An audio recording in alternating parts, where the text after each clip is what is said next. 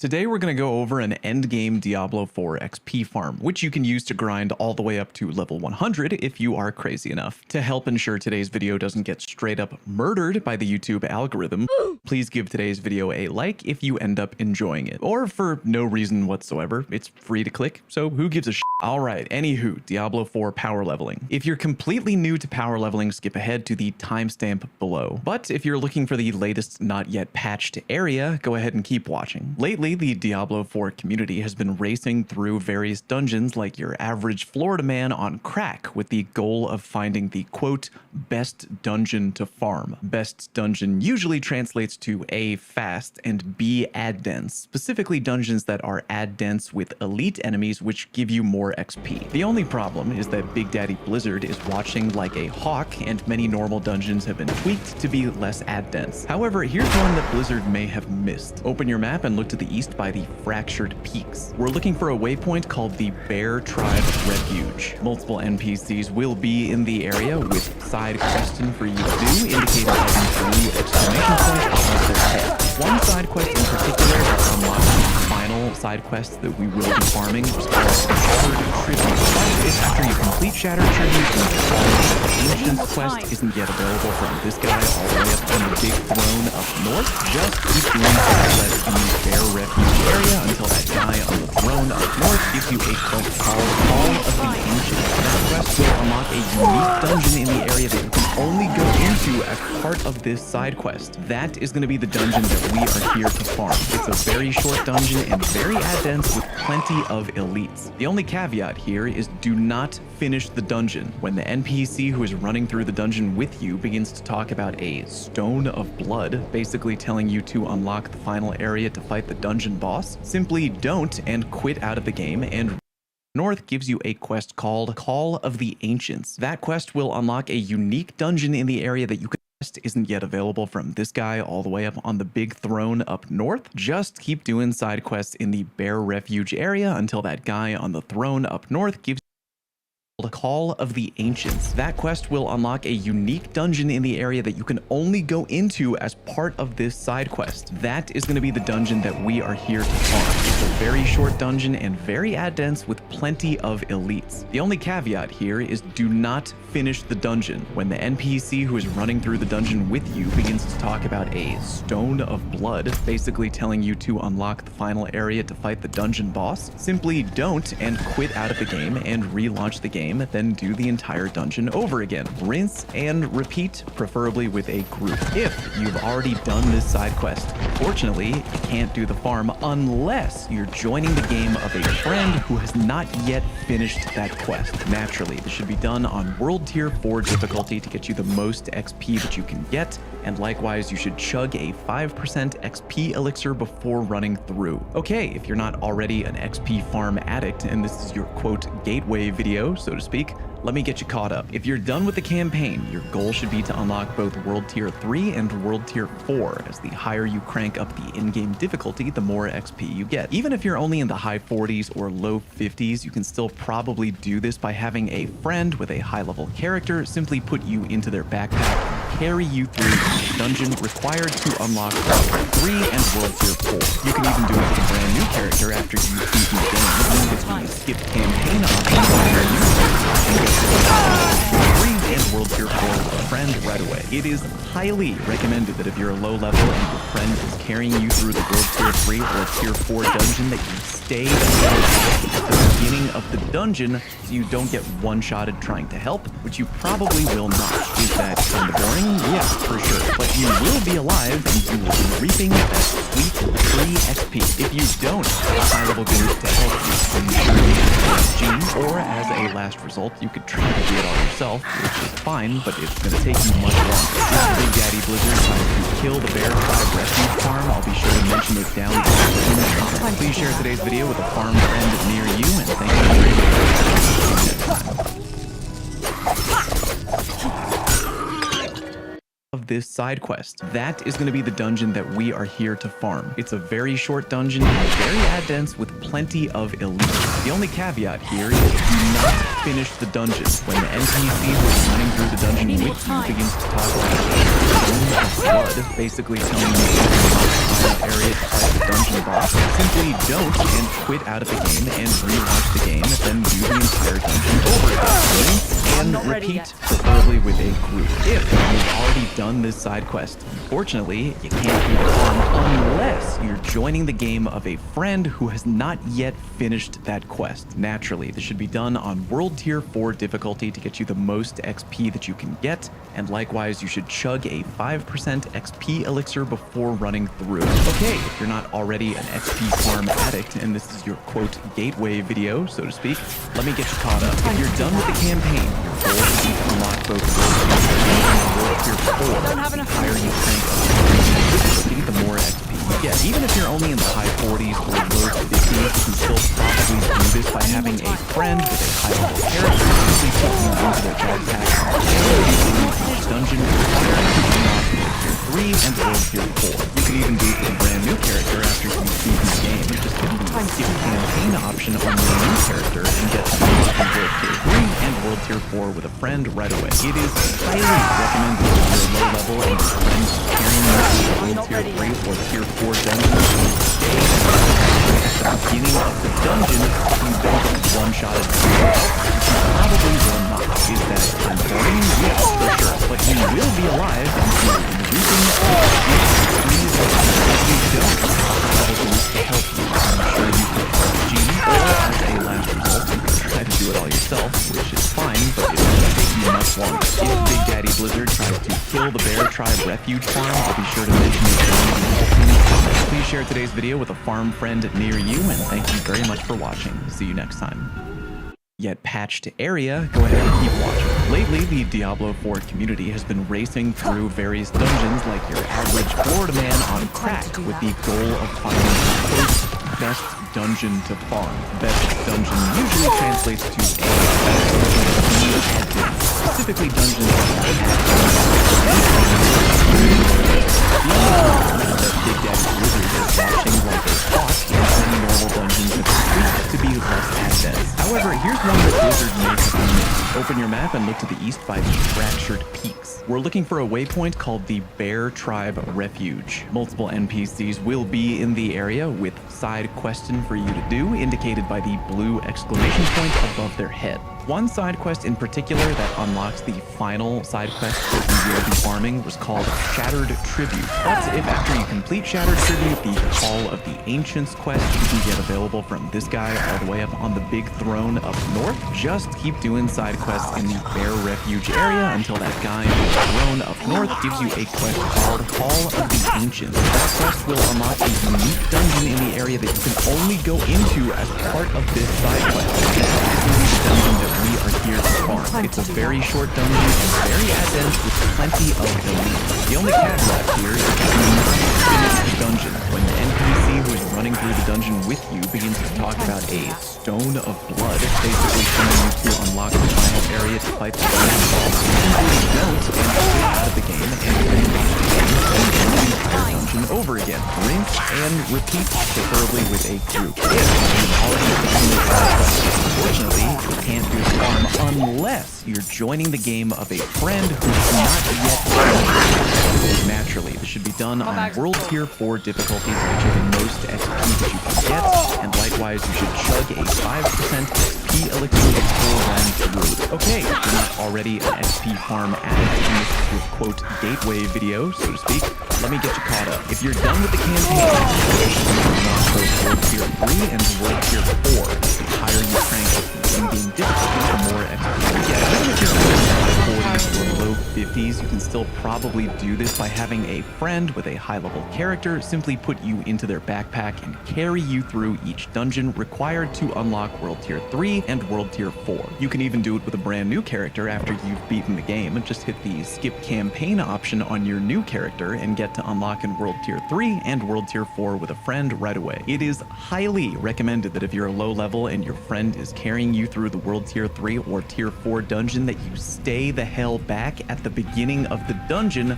so you don't get one-shotted trying to help, which you probably will not. Is that kind of boring? Yeah, for sure. But you will be alive and you will be reaping that sweet free XP. If you don't have a high-level group to help you, I'm sure you could LFG, or as a last result, you could try to do it all yourself, which is fine, but it's gonna take you much longer. If Big Daddy Blizzard tries to kill the Bear Tribe Refuge farm, I'll be sure to mention it down in the pinned comment. Please share today's video with a farm friend near you, and thank you very much for watching. See you next time.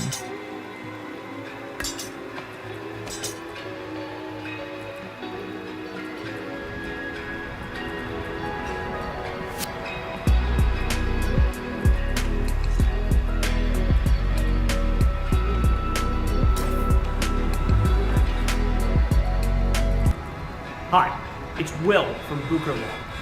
If you use Steam, the PC game platform, you could be entitled to 100.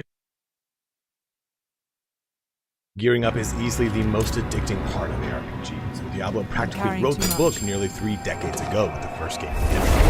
It's no different here in Diablo 4, and you're probably trying to gear up your first character to start pushing Torment or higher difficulty Nightmare dungeons.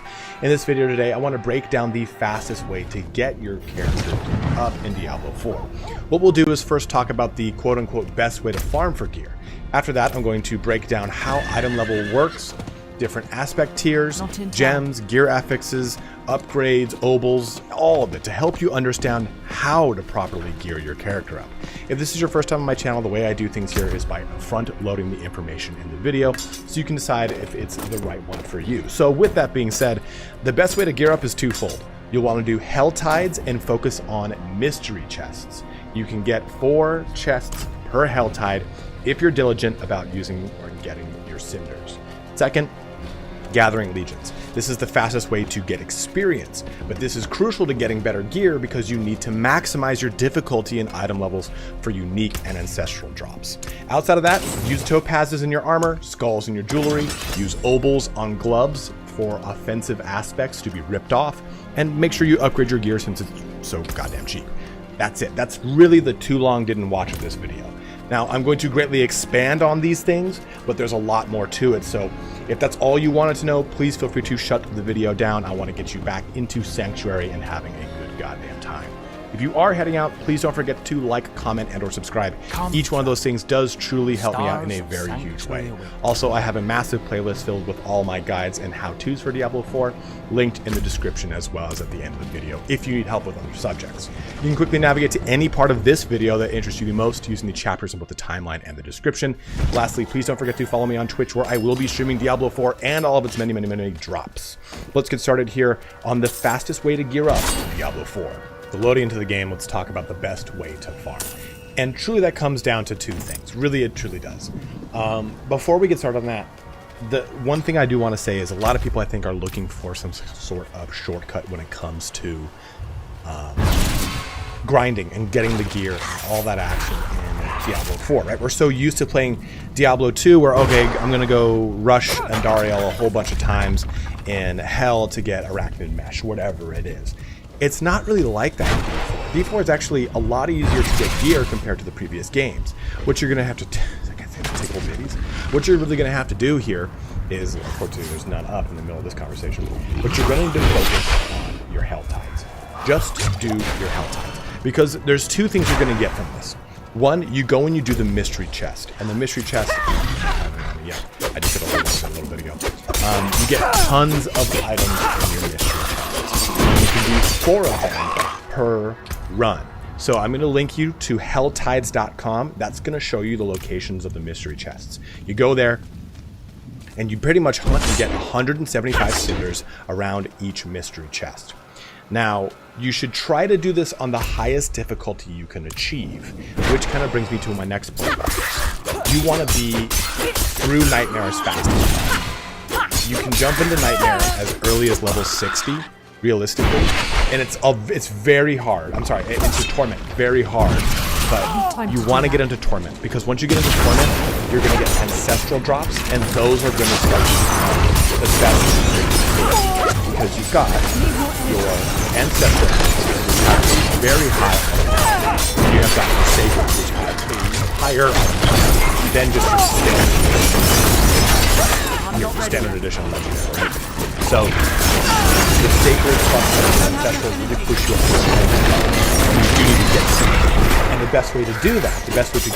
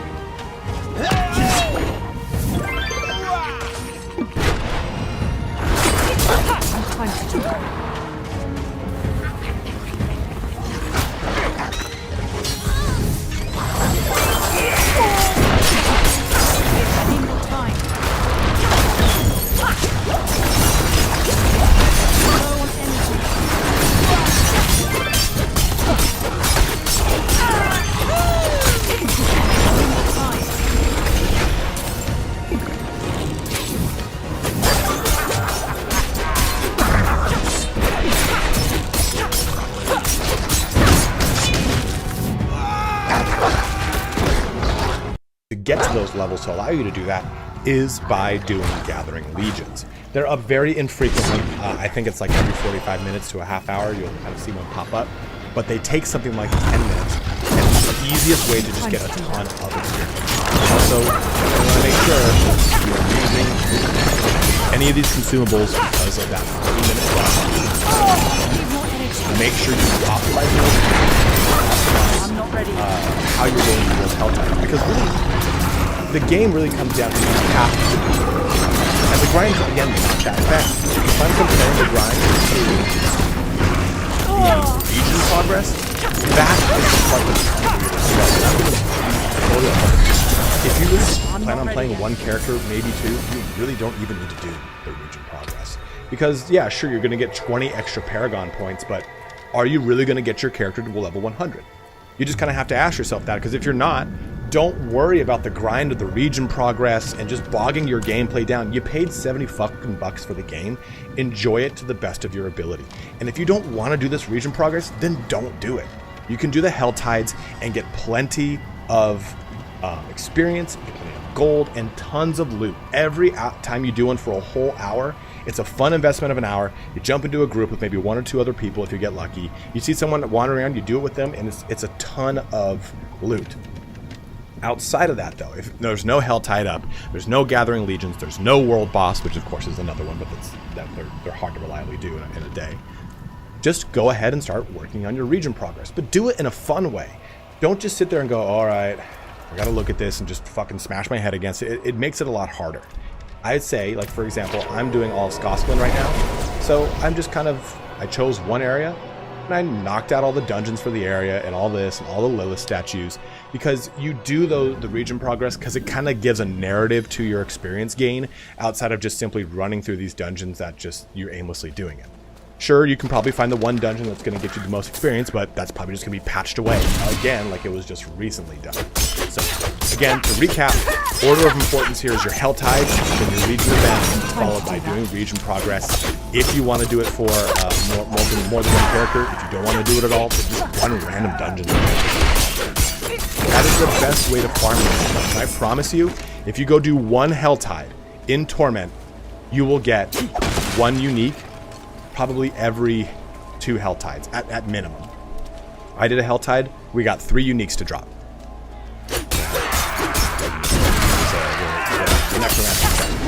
So it's very reliable.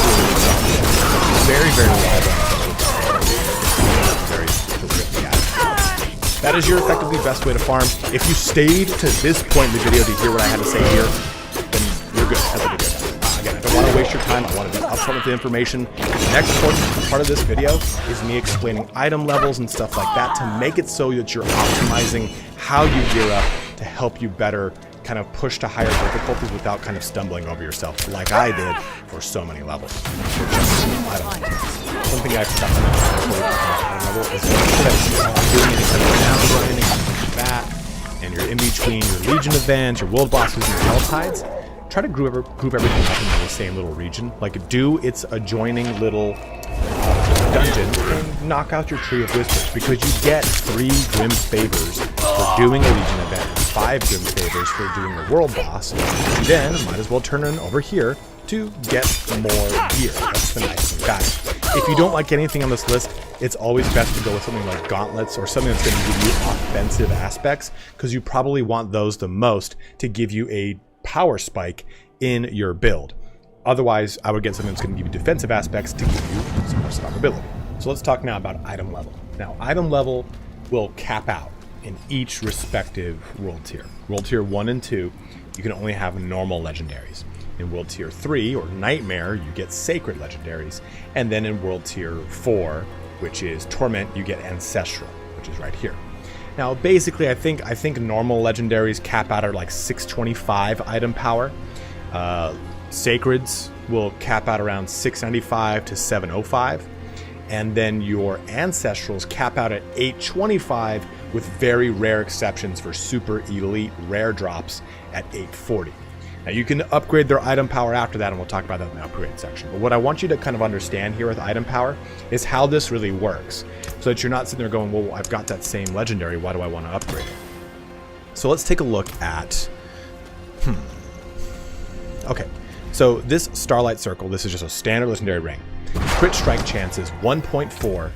It says 2.6 crit strike chance, but then in the interval says 1.4 to 3.0. That's what it can roll minimum and maximum on the item because it's a standard legendary.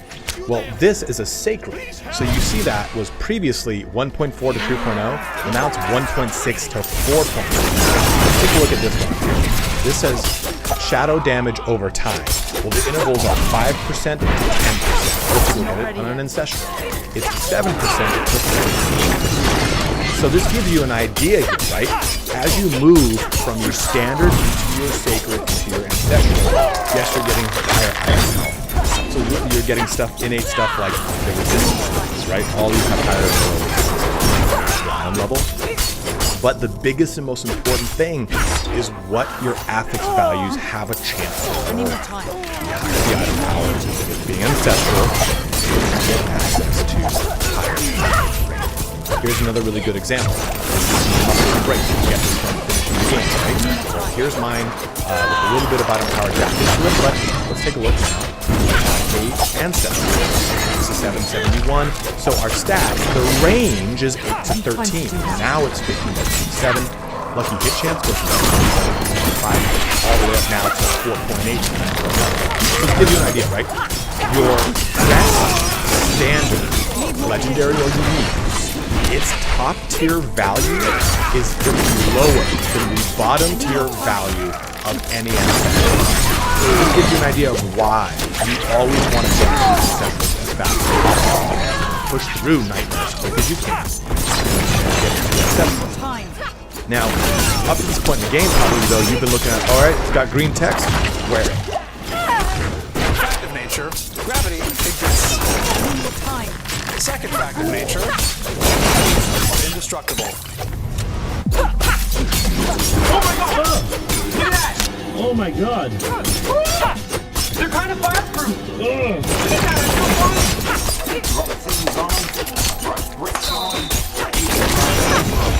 I feel very confident that the steel toes in these shoes will protect my toes. Rubber soles, 10 out of 10 for indestructible. Well, as you guys can see here, I passed that nail test. I was standing right on those nails. What can I say? The steel toe appears to be the real deal. My foot felt fully protected the entire time. What? Oh no! This is unbelievable! We literally tried everything we could to get nails. This is where that slows down. And I really think this slows down probably like around level 51, 2, 3, 4. When you have all of your skill points, you're invested in everything, and you're now starting to push harder content. You want the items that are going to be best for your specific build, which we'll go into in a little second here, but this breaks down item level and how it all works for you. And ignore the green text from now on, because now you're going to start looking towards specific values that benefit you and your build more precisely. So with aspects, we have 3 different types, just like we do for items.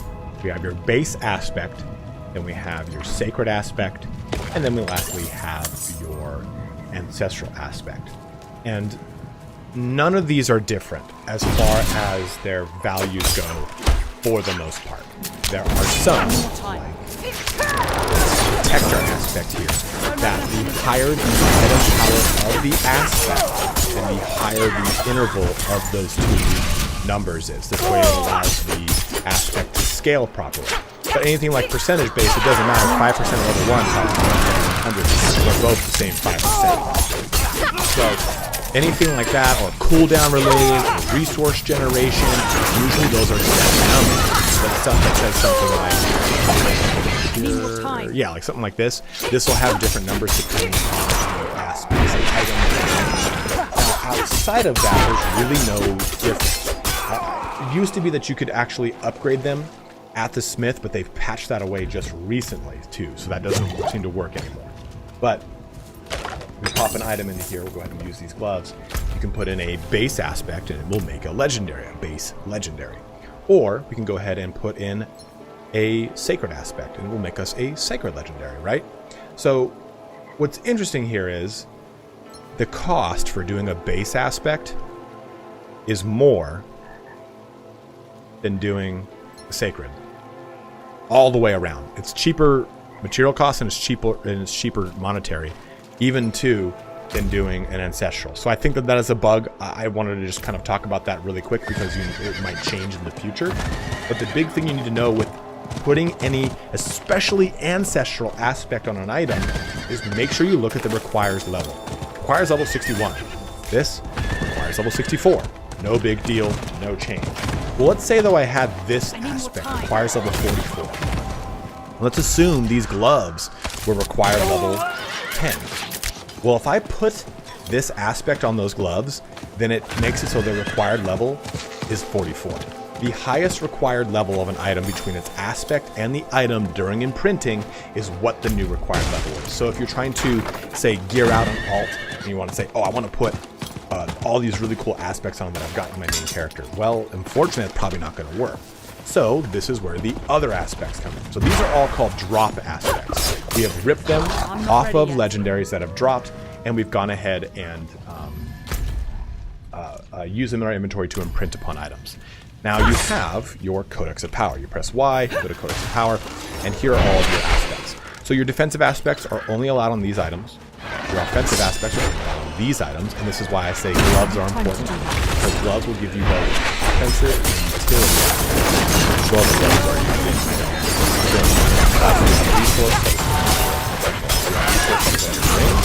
and mobility that is on your So with any of these that you're trying to find, you go ahead and left click this, pin it to your map, press M, blood trail, it's all the way down. Go ahead and do this dungeon to get that codex aspect to then put onto your gear if you're making an alt and you want to gear them up, or if you want to try an aspect that's not your build. It will always roll with the minimum value of a range effect. So, aspect of might is 2 to 5 seconds, and using this version of it only every 2 seconds. That's a real quick crash course on aspect, and I think most of us know it, but you probably were wondering what's the difference between all the different versions. Apparently right now there's not much when it comes to the actual...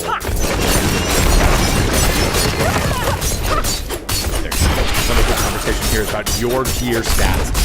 Which ones do you choose? How do you gear yourself back? Now this is again going to come down to your build.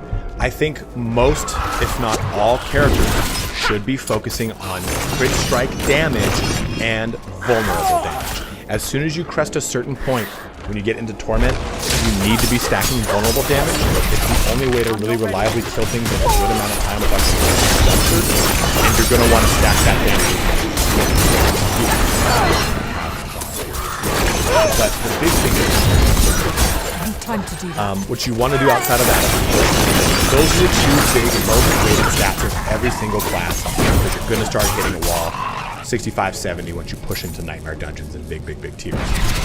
Outside of that, you want to start pushing to damage reduction 2.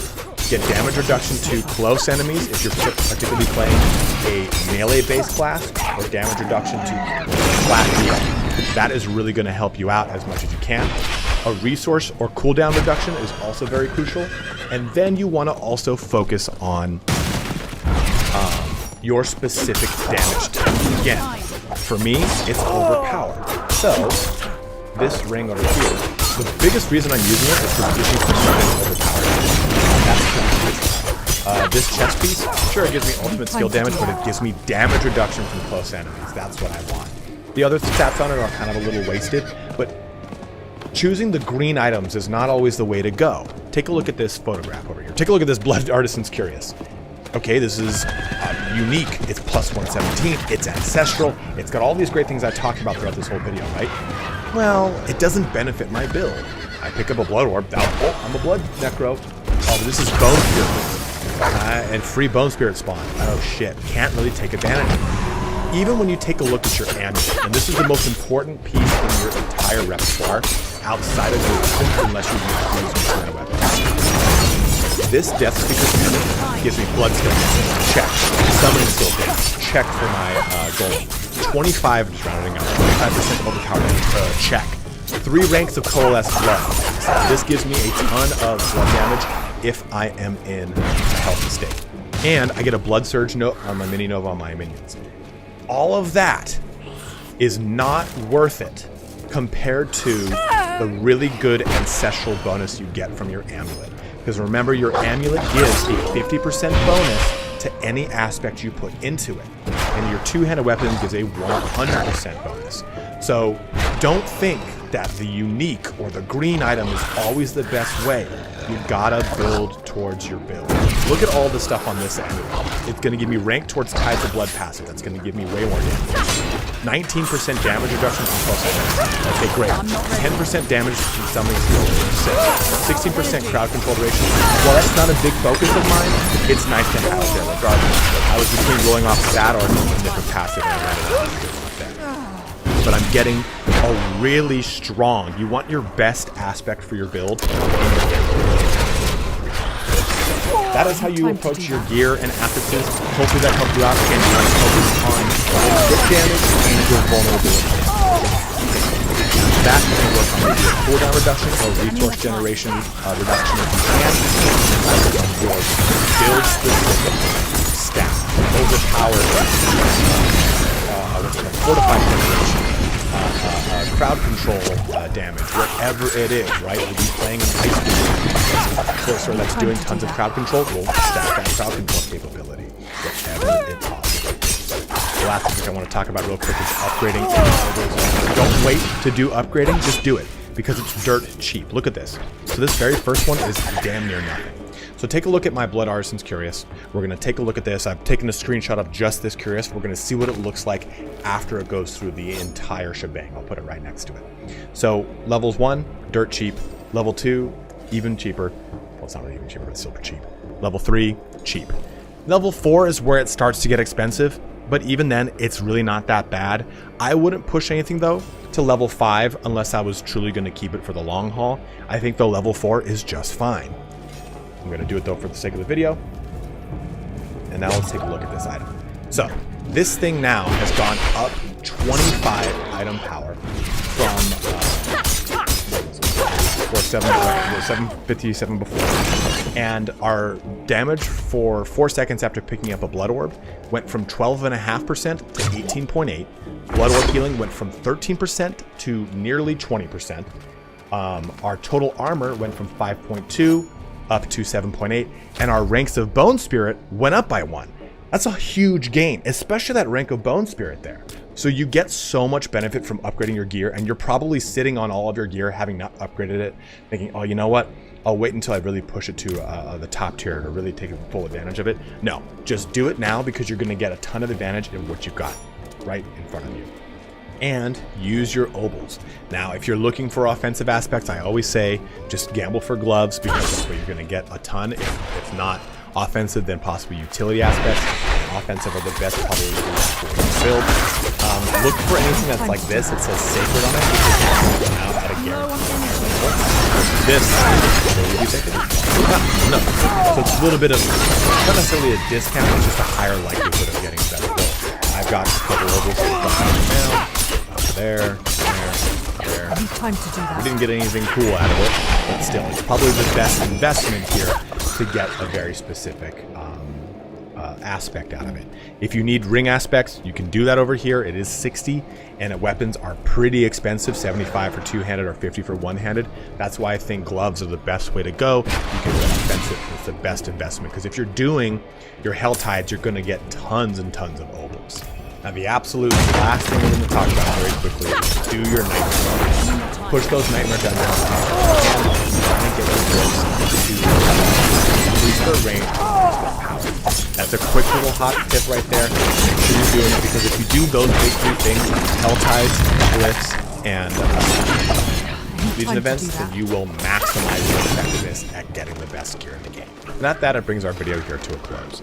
So hopefully this gives you a good idea of how to approach getting the best gear in Diablo 4. I know this video is a little bit longer than I had wanted it to be, and I know that if there's no like quick shortcut in this video, like yeah, just do this dungeon 1,000 times like we've done in Diablo 2. But I truly think that if you hit some of these details on the head, if you do those Hell Tides, those Legions, you're going to find that you are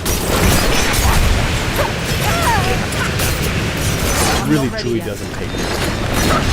I did one Hell Tide event this weekend. Unique. It was jackpot. If you have any questions or you're struggling with anything, by all means, feel free to let me know. If you're struggling to find groups, curriculum activities, anything like that, you can go ahead and join my Discord in the description. We have a whole other portion of the Discord, groups and stuff like that. Jump in. People are always doing hell ties together. It's more fun. I'd say join my clan, but it's not yeah, and the Discord. As always, guys, thank you so much for watching today. Have a good one. Take care. Just waiting for that blood necro build. It's coming. It's coming. It is coming, and it's hot.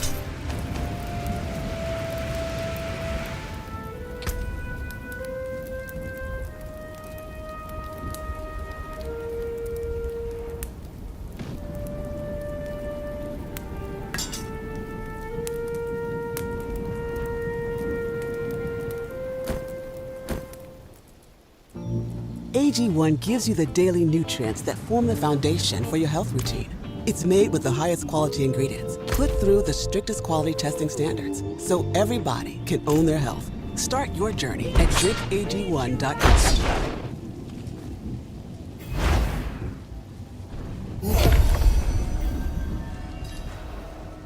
Hey guys, welcome back. It's Lucky here. Today we're going to go over the biggest mistakes players are making from 50 to 70. These are huge mistakes. They're going to waste a lot of time, they're going to cost you a lot of money, or they're going to cause you a lot of frustration. And I'm seeing a lot of players make these mistakes, so you might be one of them. So let's talk about what they are and make sure that you don't make these same mistakes as well. The first mistake I see a lot of players making is lingering in World Tier 3 for too long. There's a lot of reasons you don't want to be in World Tier 3 any longer than you need to. For one, you can't get ancestral gear in World Tier 3, so it is capped in terms of its effectiveness and its lifespan on your character. So one of the things that you can and probably should do is try to get your character into World Tier 4 sometime closer to 60 than to 70. The World Tier 4 capstone dungeon, or the capstone dungeon to enter World Tier 4, is a level 70 dungeon, but you can do it anytime you want. And 60 is a really good time to start trying, because at level 60, you can start wearing ancestral gear. Now, there's another really good argument for getting to World Tier 4 sooner than later. That is, in World Tier 3, you're getting a massive 100% XP bonus, but in World Tier 4, you're getting 200% bonus XP. So you're getting twice as much bonus XP in World Tier 4 as you are in World Tier 3. So 4 is where you want to be. Not only are you getting substantially more experience for everything you're doing in the world in World Tier 4, but you're also getting a chance at those ancestral items while you're doing it. And those ancestral items are the ones that you're going to wear for the rest of the game. The sooner that you can find those and the sooner you can start investing in those pieces of gear, the sooner your character is going to see serious power. Now, when you first get to World Tier 4, you might feel a little weak. There's a lot of reasons for that. One, you're level 60 and the mobs here are going to be between 70 and 73. There are some exceptions and there are some things that you can do to take advantage of World Tier 4. One of the things you can do is go to legions. There are group events and there's always someone there that could solo the entire legion themselves. At this point, there are a lot of players that are incredibly powerful in World Tier 4. So go tag along with those players in the legions and you're going to get some of the best XP per minute in the entire game.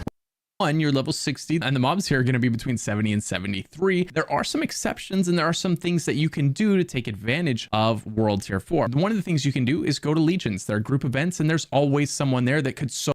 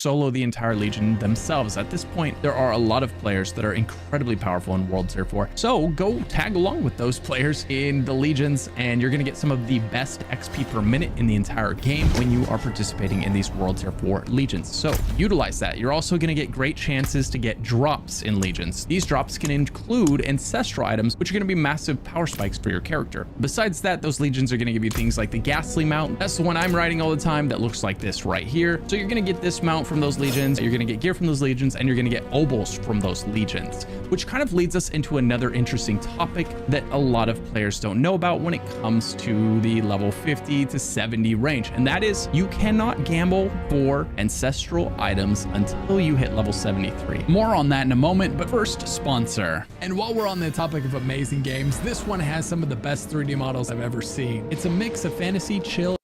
You can get all the upcoming. So you've got a couple of options with your obols when you start getting into the really high 60s and the low 70s before you hit 73. One is you can gamble on your alt. You can save those obols, and they're going to be really useful on alts. Any alt that you have that's between 10 and 50, you know, those legendaries are going to really help give them nice power spikes if you're spending those obols on those characters. Another option, if you don't have alts or you're not interested in spending more alts, is to gamble for redundant aspects that your character is going to need as you're finding better items, right? And a lot of times we have like upgrade anxiety where we find a great item and we're afraid to put our aspect on it because we know once we imprint that aspect on that piece of gear, we can't take it off. And so one of the things you can do with those obols is gamble for redundant aspects. Try to find duplicates of your important aspects with those obols. That way, when you do find an upgrade, you've got another one in the bag anyway. So that's a really solid use case if you want to do that with them. And it's going to make gambling with your obols from like 67 to 73 feel a lot better than knowing you're just literally putting those obols into the sea because you're getting secret items when you're already farming ancestral items from World Tier 4 and from the that you're hopefully running. Which brings us to the next point. So there's items like Andariel's Gifted, there's items like the Grandfather, there's items like the Harlequin Crest, right? These really ultra rare unique items that exist in the game. And these items are most likely inside of Nightmare Dungeons, which is one of many reasons to spend a lot of time in Nightmare Dungeons once you get out of World Tier 2, once you get into 50 plus territory, right? Once you're farming World Tier 3 and World Tier 4, you really want to get into those Nightmare Dungeons as soon as possible, and there's going to be a lot of reasons for that. One of those reasons is that's where these uniques are going to be found. Now, the ultra rare uniques won't drop until you're killing level 85 mobs, which means you need to be running at minimum level 31. Level 31 really early on. In your 60s, you can start running those, definitely in your 70s, right? You can definitely start running those level 31 sigils and starting to take a stab at getting those ultra rare uniques if you want. Now, they are incredibly rare, and chances are you're not going to find them, but the chance is there only when you're killing level 85 mobs. So you want to get to a place where you're doing this, you at least have the chance. Not only that, the higher the level the mobs you kill, the higher the item power that they are. And this is a lot more than you might think. So when you're killing higher level mobs, not only do you have a chance to get ancestrals, you have a much higher chance to get ancestrals than you do when you're killing lower level mobs in World Tier 4. So if you're running around in the overworld in Tier 4, you have a very small chance. Like, you're going to find a ton of sacred items and a ton of regular legendaries items. Once in a while, you'll get an ancestral, right? However, if you are in a Nightmare Dungeon, your chances of finding ancestral items is through the roof the higher the level of the Nightmare Dungeon, where when you start running these high level 30s, the level 40s, and level 50s, right, you're going to be getting tons of ancestral items, towards better stat rolls, and they have better high-end rolls. These are best in slot items, so they roll higher damage stats. Not only do you want to be getting ancestral items, but you want to be getting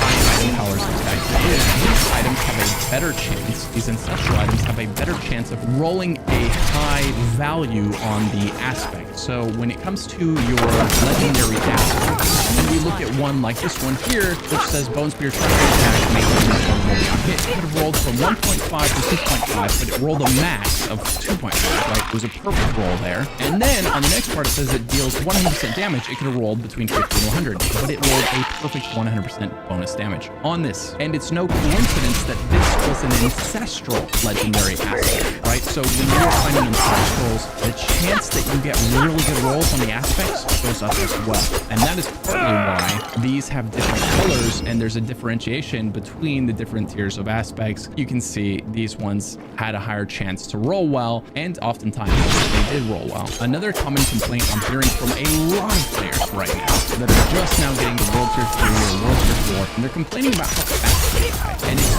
completely right. Most of you've gotten to World Tier 3 and you've gotten to World Tier 4, you might be one of the people that's making this mistake, as a lot of people do. I myself had made the same mistake for a little bit when I first got there, and before I realized how important some of the defensive aspects were and some of the defensive stats on our character. You build your character like a glass cannon and you don't have at least 3 defensive aspects on it, you're gonna die like this.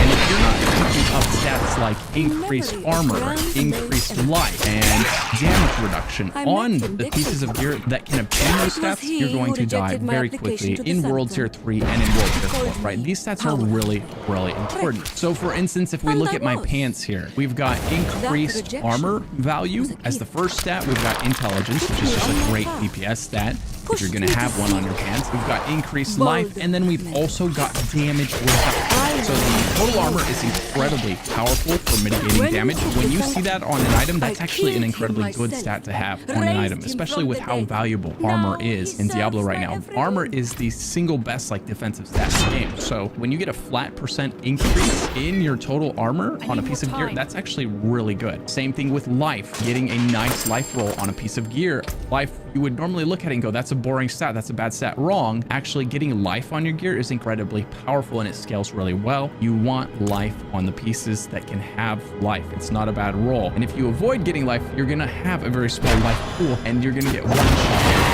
constantly, and you're gonna wonder why. Well, it's because you're not including things like increased armor and life rolls on your pieces of gear. Same thing with damage reduction. Damage reductions like this are going to be huge, and you get enough of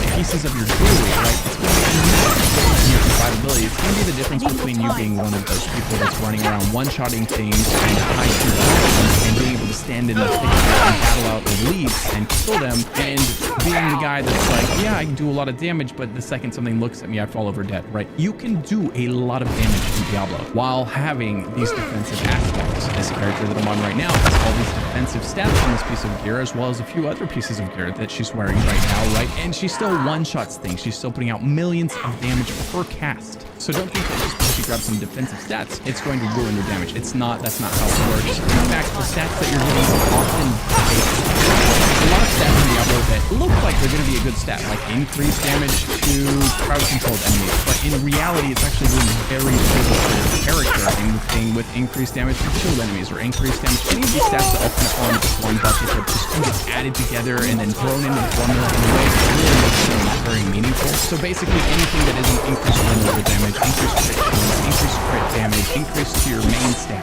So on this character, intelligence. Those are the 4 you want to keep. Those are the 4 stats that are always going to be really good and really powerful and going to scale really, really well, with some very minor exceptions. But generally speaking, those are your 4 stats that like you really want to soup up on pretty much every build in this game right now. Everything else is pennies in the bucket. It's drops in the water. Right? It's not doing a whole lot. Those other stats are the ones you want to build for the sake of survivability, and you're hardly going to notice.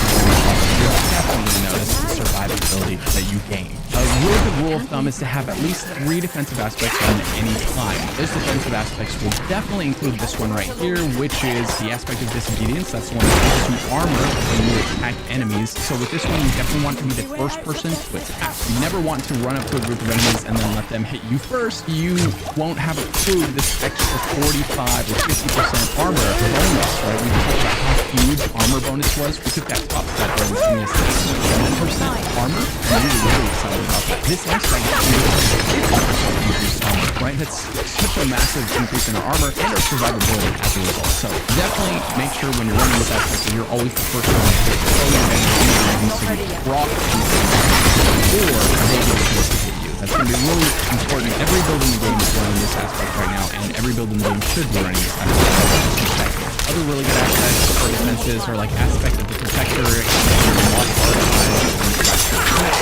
very first music video, and it's an incredibly good aspect.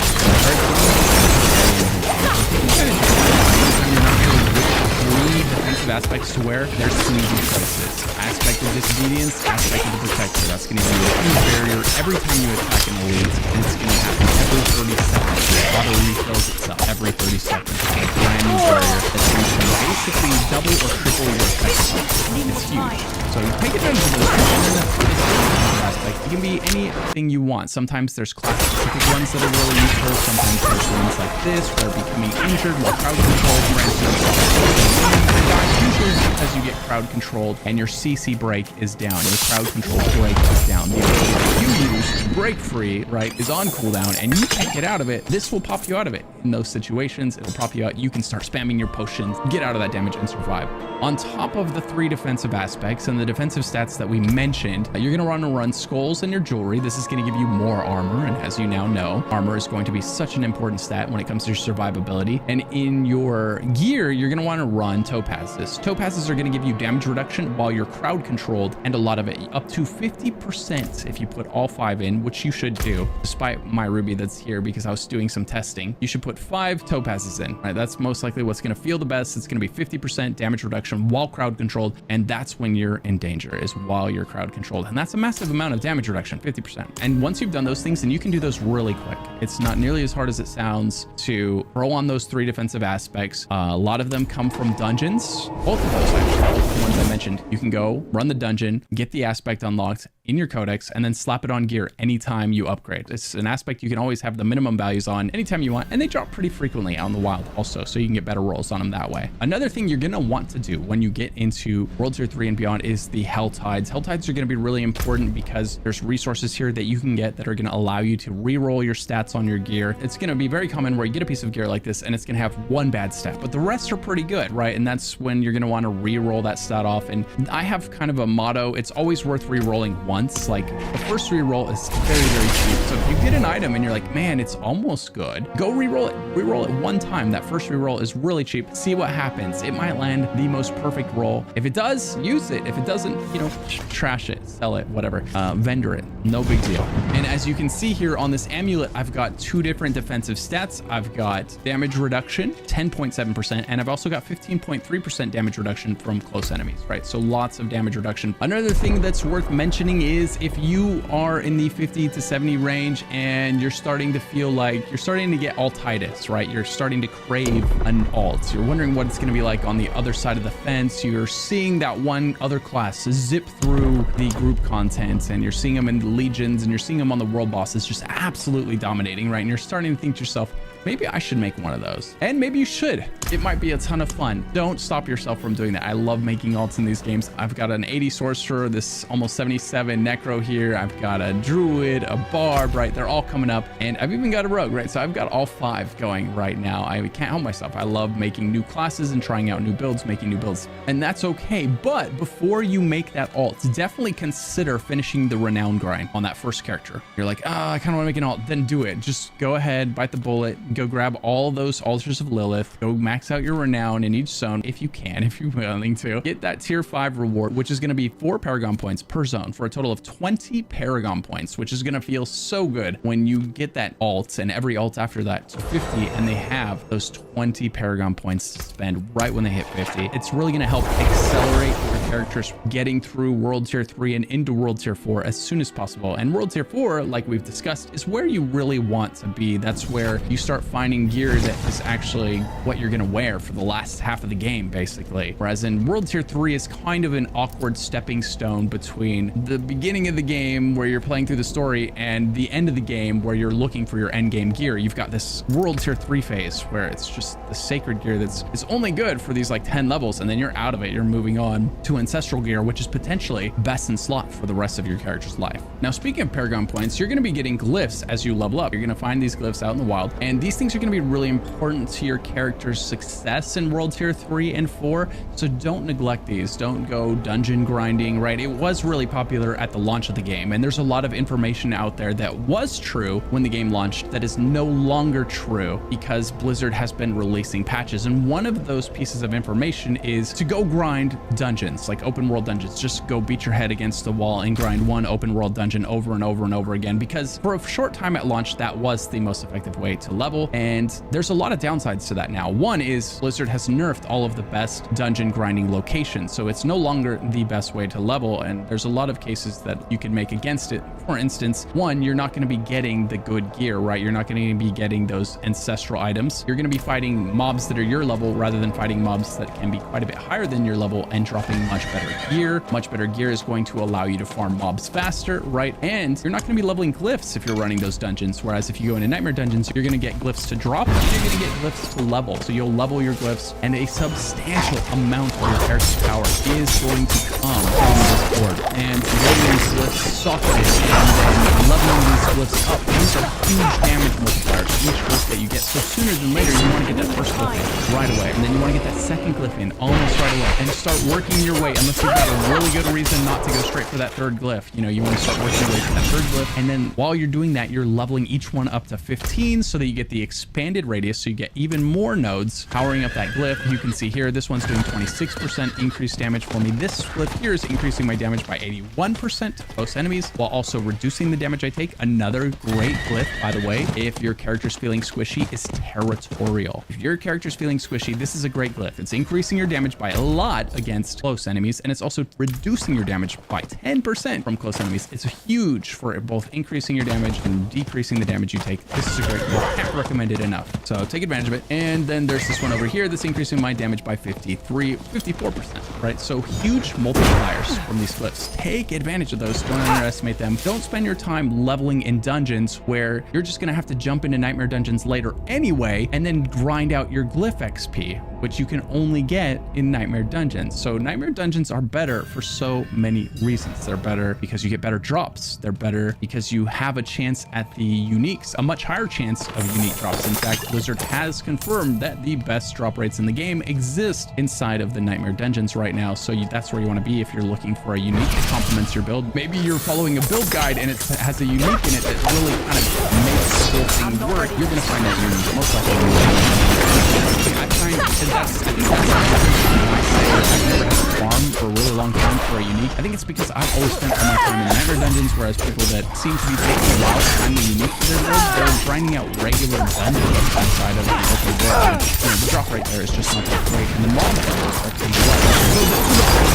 So it seems like level 50 to 70, how they're using their obols, when they're using their obols, where they're leveling up, you know, what they're prioritizing, and why they're buying so much from 50 to 70 as they realize that, oh, defensive stats do matter, and defensive aspects are actually really valid and necessary with most builds. So take advantage of those. If you know of any good suggestions to pass on to other players, leave it down in the comments below, kind of like a take a penny, leave a penny kind of situation. If you've got good advice, leave it in the comment below. And if there's enough great comments down there, I'll make a video out of them. All right. Thanks so much for watching. If you liked it, be sure to give it a thumbs up and subscribe for more Diablo content. If you ever want to hang out while I'm live, I stream on Twitch over at twitch.tv/luckyghost. If you watch my Twitch stream all month, there's free drops for cosmetics for all of the classes, as well as the ability to give 2 subs to unlock this mount right here, which is the biggest mount in the game. It is physically larger than any other mount. I'm just saying, if you want it, it's there. All you got to do is give 2 subs and it's yours. If you're looking for a really strong, really fun build to play, check out one of the build guides popping up on screen right now.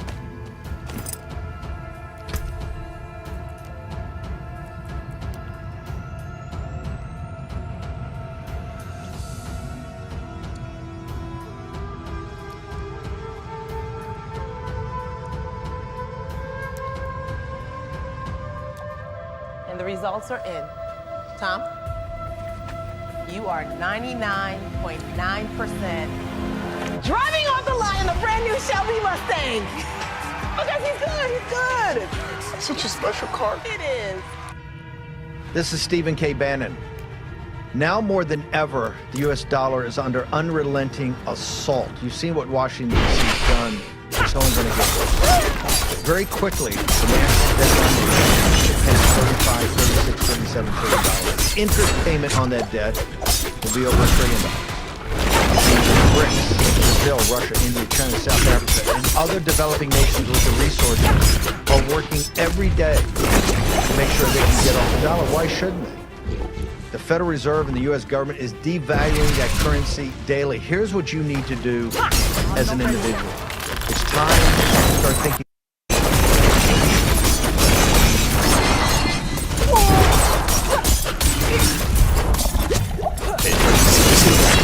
Beginner's Guide for Diablo 4. In this video, we'll go over some helpful advice for new players, things you may wish you would have known before you started playing, and some general advice towards players who can be new and Diablo. In this video, we'll talk about which classes are strong or weak in the late game, plus what skills are best to use. We'll cover best practices on progressing from campaign into endgame content, some key information about items and spending resources, what's important to know about the Paragon system, and just a lot of general tips to smooth out your experience. And also after this video, you'll want to check out my guide on all the game mechanics. There are tons of different terms in Diablo 4. Vulnerable, fortify, what do these mean? Why are they important? That's all covered in that mechanics video. And in case you want to skip ahead to different sections of this video, but right before you do, just a quick reminder to ring that sub notification bell. And your super gift actually comes from this video sponsor, NVIDIA. If you're running a 40 series card, then you should make use of NVIDIA's latest tech to dramatically improve your performance. NVIDIA's DLSS 3 is a breakthrough in AI-powered graphics that'll boost your frame rates while maintaining great image quality. When playing at 4K resolution, DLSS 3 boosts frame rates by an average of 2.5. That's actually crazy. DLSS 3 also incorporates NVIDIA Reflex, technology that'll synchronize your graphics card with your CPU to ensure optimum responsiveness and low system latency. When we talk about latency, we're talking about how responsive a game feels, the time between you clicking and the game responding to your input. Higher latency means a longer response time, and with Diablo 4 focusing so much on needing to quickly react to and dodge different enemy mechanics and boss damage zones and getting punished with not just damage but also long stun effects and freezes if you're not quick enough on the draw on that evade button, having low latency is more important in Diablo 4 than ever. To enable DLSS 3, you go into the options from the main menu or by pressing escape while playing, then you click Graphics, scroll down to Performance, and toggle DLSS Frame Generation and your desired DLSS Super Resolution quality settings. If you're running 4K, we recommend Performance mode, but anything lower, you need to let This will automatically enable Reflex as well, but if you wanted to enable Reflex separately, then just toggle NVIDIA Reflex Low Latency. While DLSS 3 will give you the best possible Diablo 4 experience, if you don't have a 40 series card but are still running an RTX card, then you can still use DLSS 2. Oh, also ray tracing will come to Diablo 4 in the future, meaning super realistic shadows and lighting. No date on that yet, but damn am I looking forward to it. Alright, next let's talk about classes. First off, if you're a new player, I encourage you to pick a class whose gameplay you're going to find fun and enjoyable. Every class is viable to get through all the content in the game. Some have a harder or easier time in the early game, and in the super end game, some will be stronger than others. We'll go over that a bit in this video here, but I encourage you to check out the video and an overview of every class to help better determine what class you want to pick. Because part of the reason people shouldn't just make their choices based on what's the strongest, what's the weakest, is that things are in flux. In less than a week since the game launched, Blizzard was already dropping balance changes, nerfing things that were overpowered, buffing things that were underpowered. But as of the current state of balance right now, we'll talk about what are some of the stronger skills for every class, and which Codex of Wisdom power you can grab early on while leveling to really improve your performance. And we'll explain what the Codex of Wisdom is later on. But basically, while you're leveling, you'll have the opportunity to effectively imprint a legendary power onto a piece of gear. But these things are kind of pricey, so you won't be able to do it all that much at lower levels, so you want to really pick the one that's going to maximize your effectiveness. So if we're looking at the Sorcerer has a very strong early game start. But at the end game, it's not as strong as some of the other classes. Firewall is a really good skill for a Sorcerer to build around both of the early and the late game. The best bonus power that you can grab for it will be the Prodigy's resource aspect in Witchwater and Howazar. This will make it that whenever you use a cooldown power, you restore mana. And this isn't a huge difference, but if you have mana issues, this will really help. And the other really good leveling skill would be Chain Lightning. This is the best leveling skill for lightning builds. You want to be a lightning sorcerer, but it does fall off in the late game. And again, if you're having mana issues, then what you can get is the recharging resource aspect in Zenith in the branches. Each time Chain Lightning bounces off you, you're going to gain mana. Now there's also Arc Lash, a lightning skill that isn't going to be as good as Firewall or Chain Lightning for leveling, but for late game, it's going to be better than Chain Lightning. So you might want to start Chain Lightning and then respec into Arc Lash. The aspect you'd want for this one is Rapid Offensive. You'd find it in the Buried Halls dungeon in the Dry Steppes, and this makes basic skills gain 50% attack speed. Arc Lash is a basic skill, but you can really build around it very effectively. And hey, no mana issues, because it's not a resource spender. And then if you really want to be an Ice Sorcerer, Ice Shards is going to be your best bet. It's not going to do as well as these other skills, Firewall and Chain Lightning early game, but late game it is strong. For Ice Shards, you'd want to get the aspect of Piercing Cold from Deadman's Dredge Dungeon in Fractured Peaks. This will make Ice Shards pierce 3 times, dealing 25% less damage per subsequent enemy hit.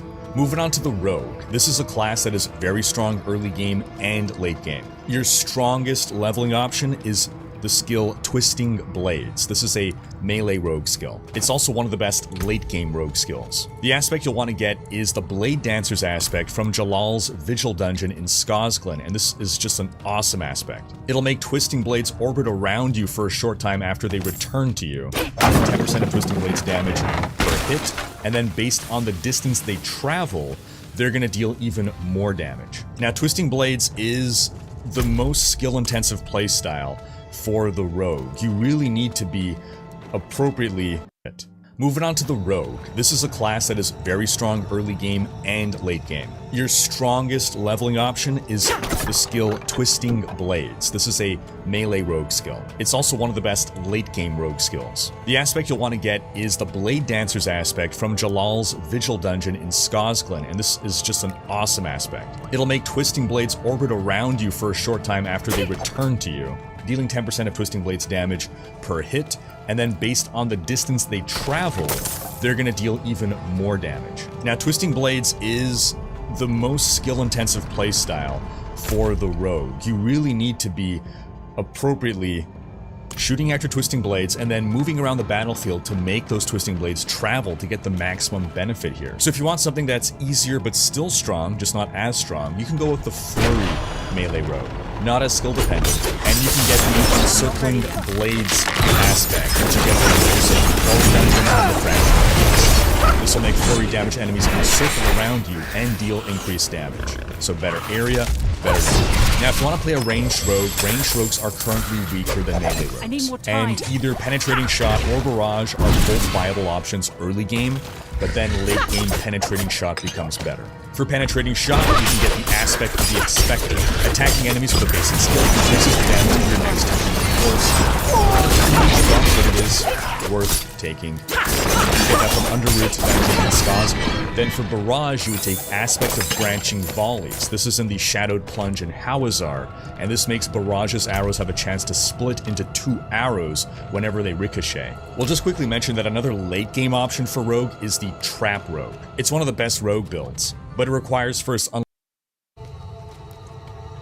unlocking the Death Trap ultimate. Onto the Necromancer. This class is strong early game and stronger late game. Bone Spear is a powerful early game skill and a super powerful end game skill. You'd want to get the Splintering Offensive aspect in Gulran Slums in the Dry Steppes. With this, Bone Spear's primary attack will make enemies vulnerable, and then the Bone Shards from the Bone Spear will deal more damage to vulnerable enemies and pierce through them. Another strong early game option is Sever. I really enjoy this. It's a lot of fun. but it does fall off late game. The aspect of launching here only becomes useful once you unlock your key passive, but it would be the blighted offensive aspect from a Khan's Grasp dungeon in Hawazan. That's going to increase damage after the Shadow Blight passive damages enemies 10 times. Now for late game options, a very strong option for Necro along with Bone Spear is Bone Spirit. And I know a lot of people want to play a Summoner Necro. Currently, pure Summoner builds are viable, but they are weaker.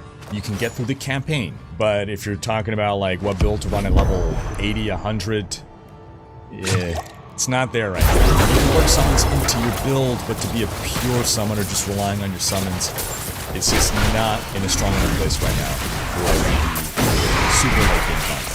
Onto Barbarian. Now the Barbarian, early game is a relatively weaker class, but it does become strong late game. Your best options for low level are going to be red. The aspect you get is aspect of the second basic skill increases the damage. Core skill you get it from Underroot Dungeon in Skazgul. Another good option is Hammer of the Ancients, and you definitely want to pair this with the aspect of Ancestral Force, which you get from the Sunken Ruins Dungeon in Skazgul. This makes Hammer of the Ancients quake outwards, dealing 32% of its damage to enemies in a much bigger area than the initial small area. It's a really significant buff to this skill. Now you can also go for a Whirlwind Barb, but of these three options, it is the weakest for leveling. But it becomes very strong late game. For Whirlwind, you want to get the aspect of Dire Whirlwind from Garon Tor and Whirlwind's critical strike chance increased by 3% for each second that is damaged. Onto Druid. Druid has the weakest spell of any class, but it is very strong and big.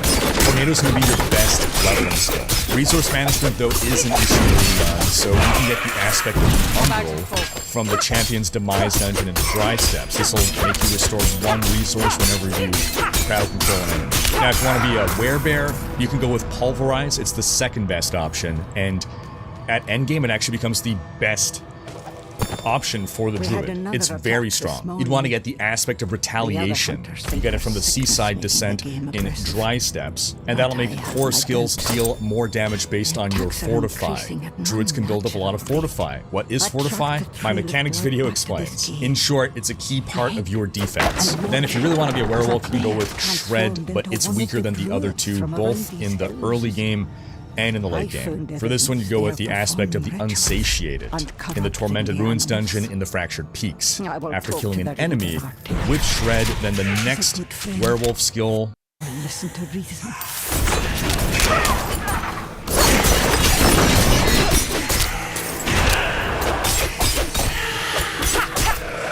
My bags are full.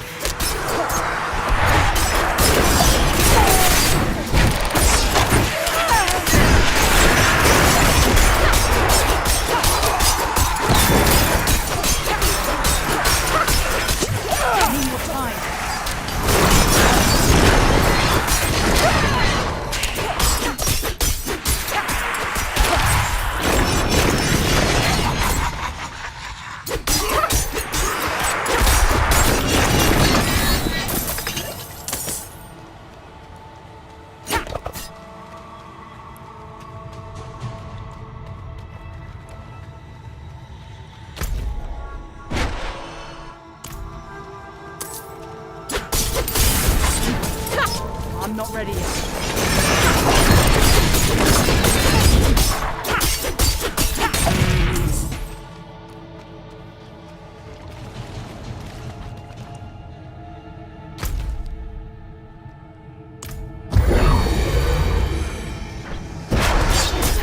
Time to do that.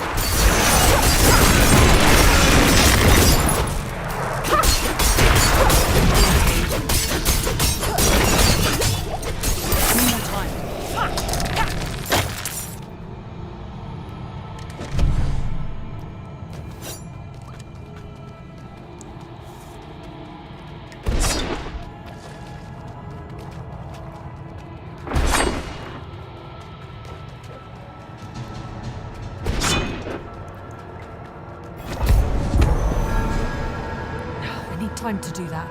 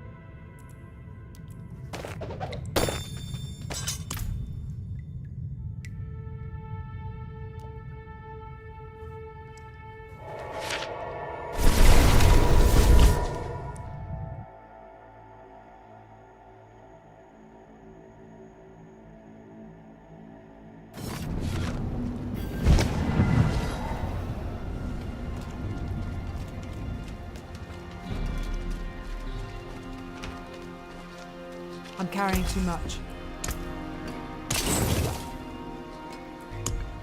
Here's a good one.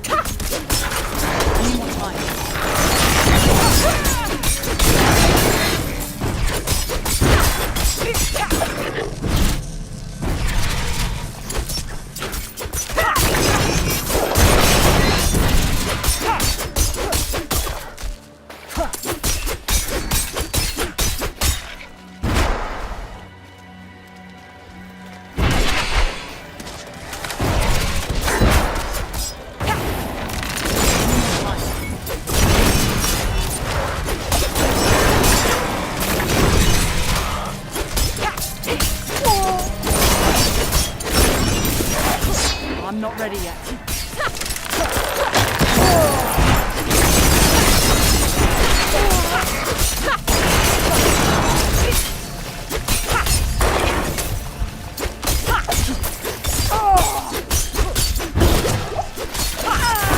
I need more time.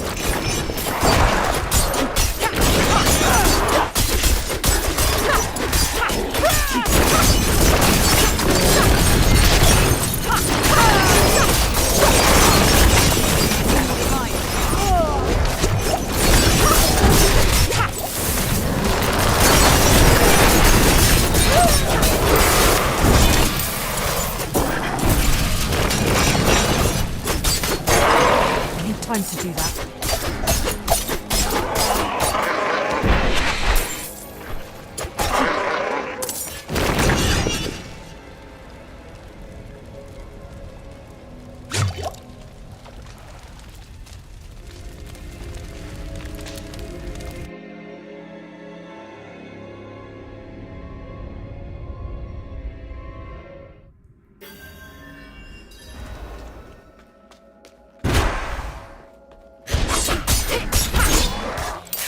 Time to do that.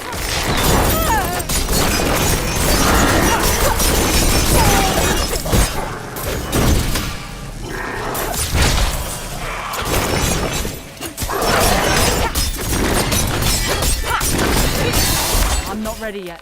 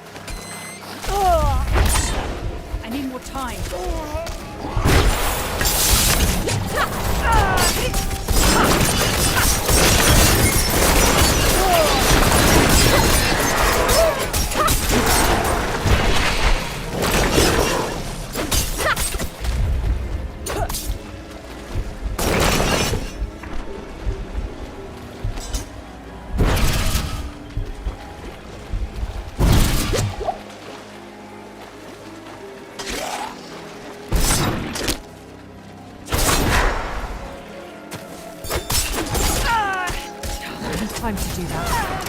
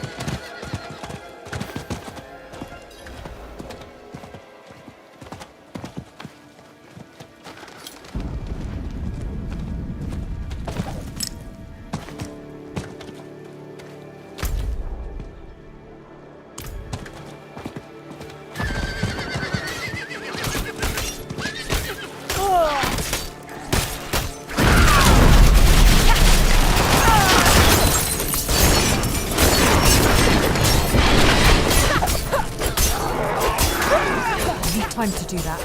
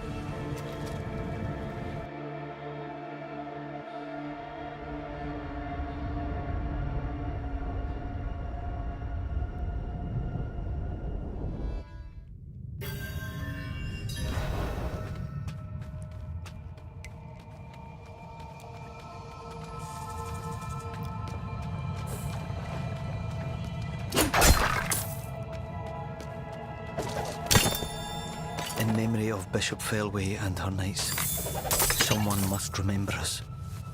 We were ousted from Braystick. We took hostages and retreated to a cave in the hills. It's all gone wrong. Prisoners spoke their heathen tongue and invoked the savage spirits of the wood. All was chaos. We were swarmed. Everyone in the glen fought too. They died first, tied down. The knights soon after. I'm ashamed to say I hid. Tell our story. Let it be known we died in sacrifice. You saved my life.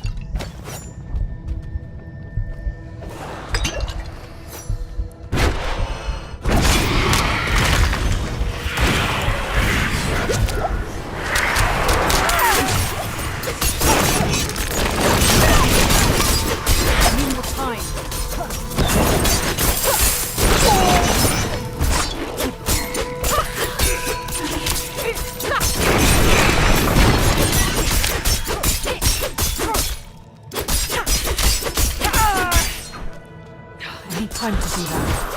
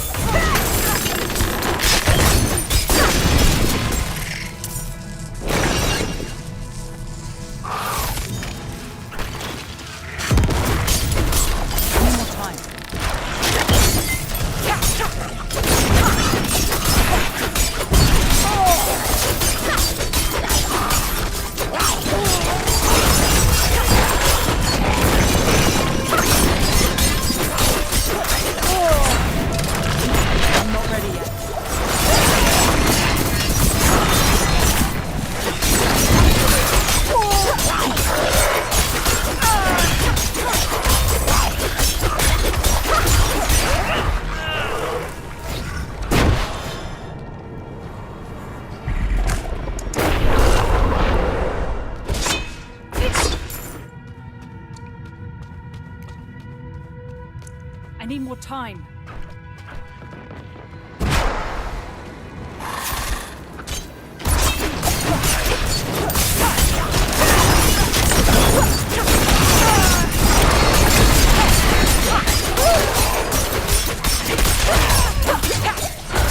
I need more time.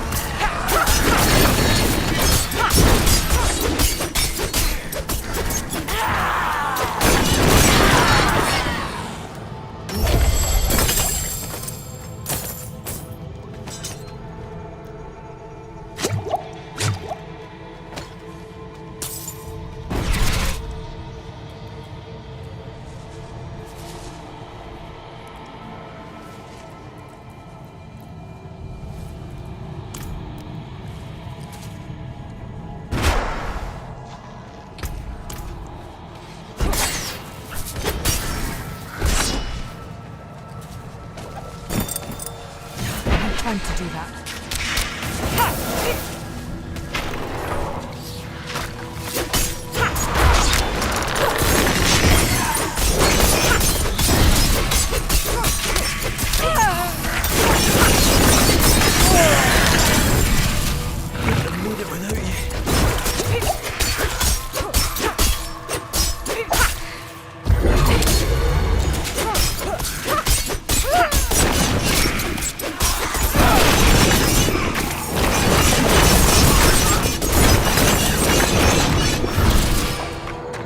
Wouldn't have made it without you.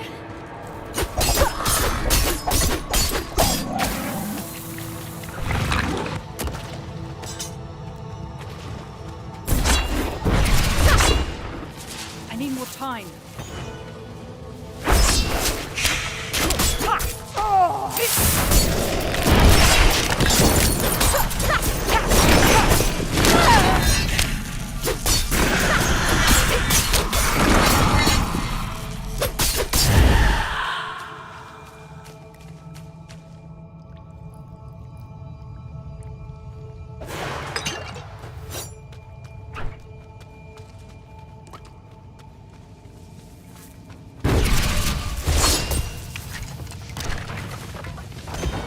You saved my life.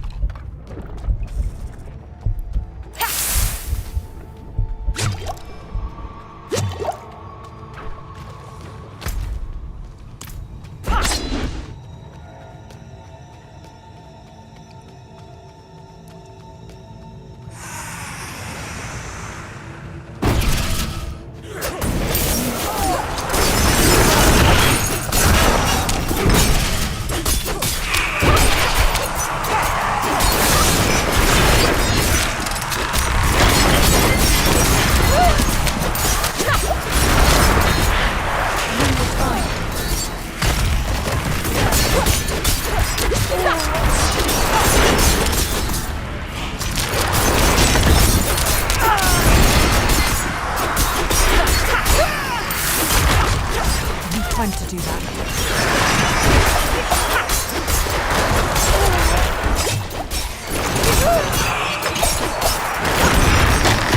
Time to do that.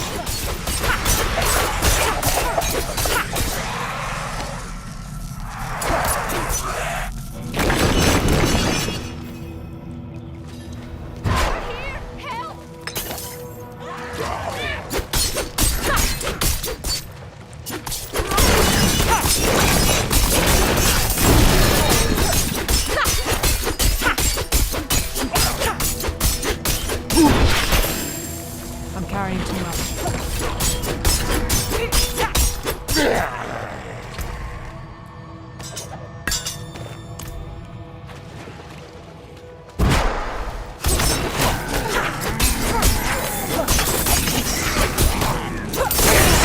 I'm not ready yet.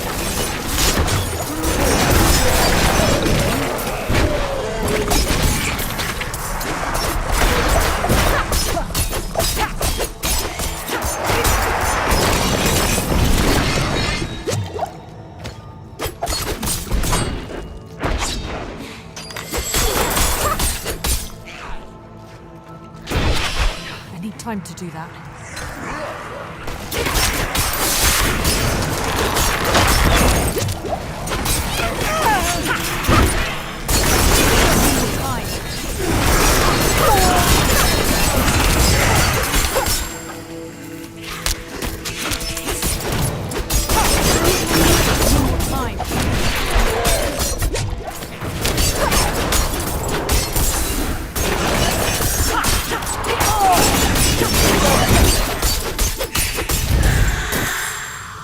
I'm carrying too much.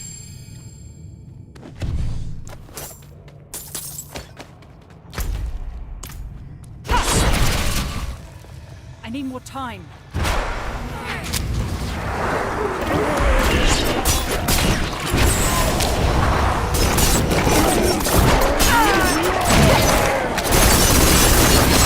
I'm not ready yet.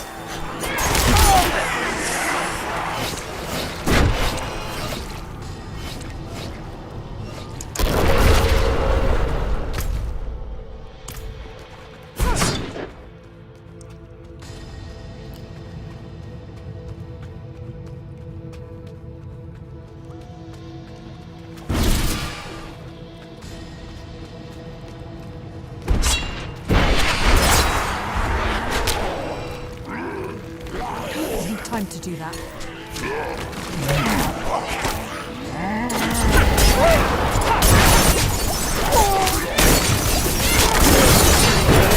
Time to do that.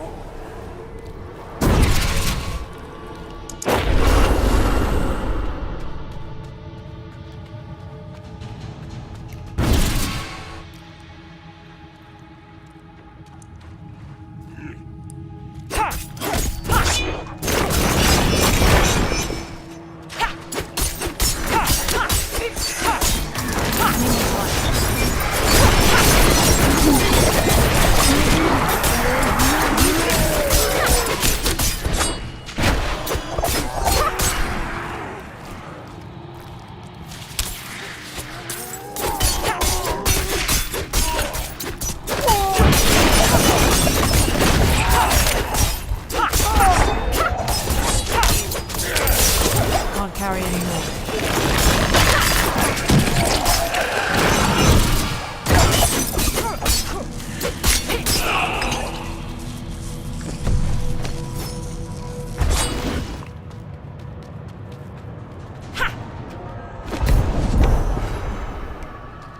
I need more time.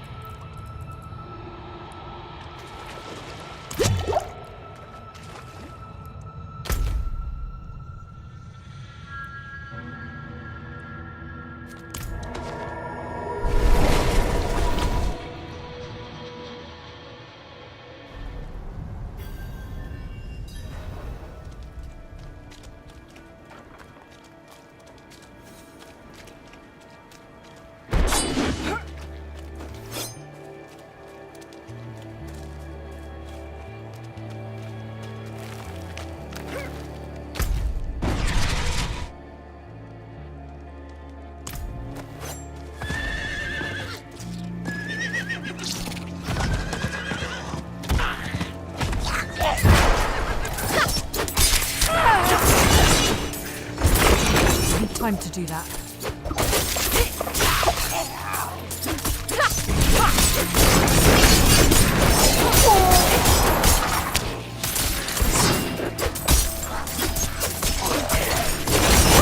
Time to do that.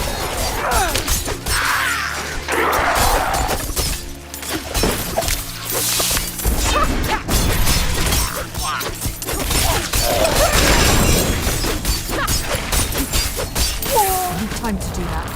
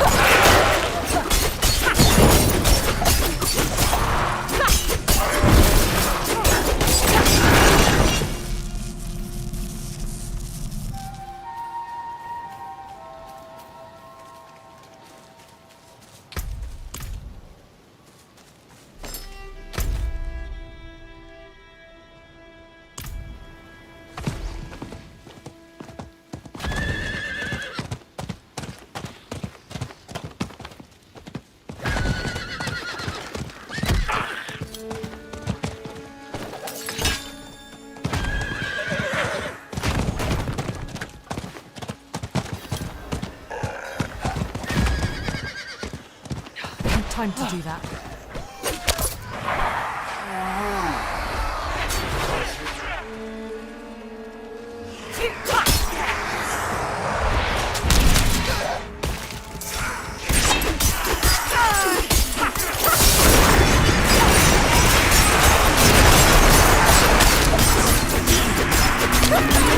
Time to do that.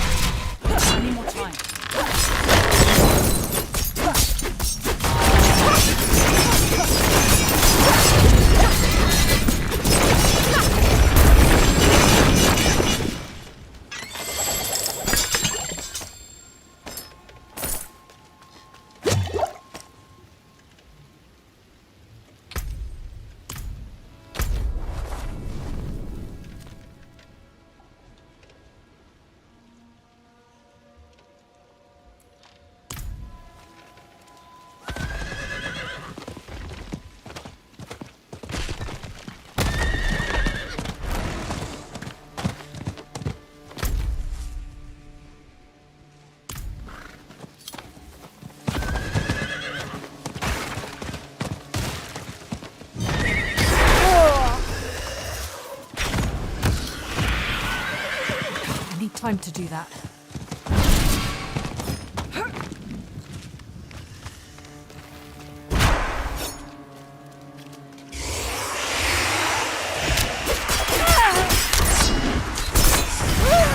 I'm not ready yet.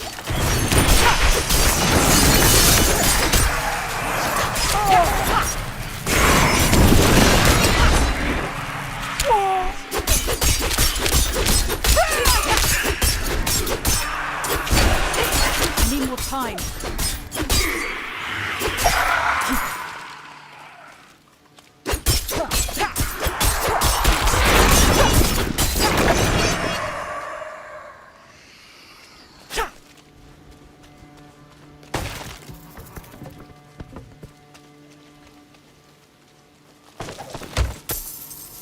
What's this?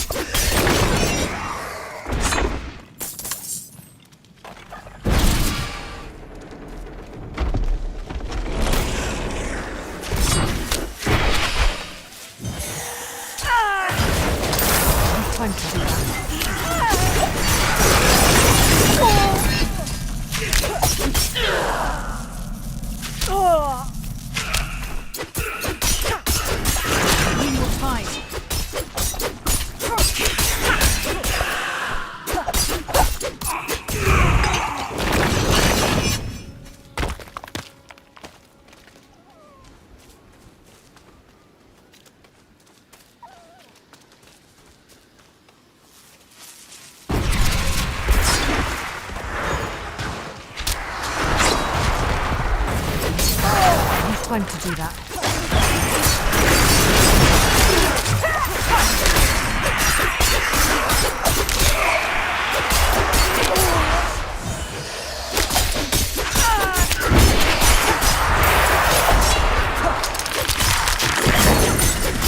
I'm not ready yet.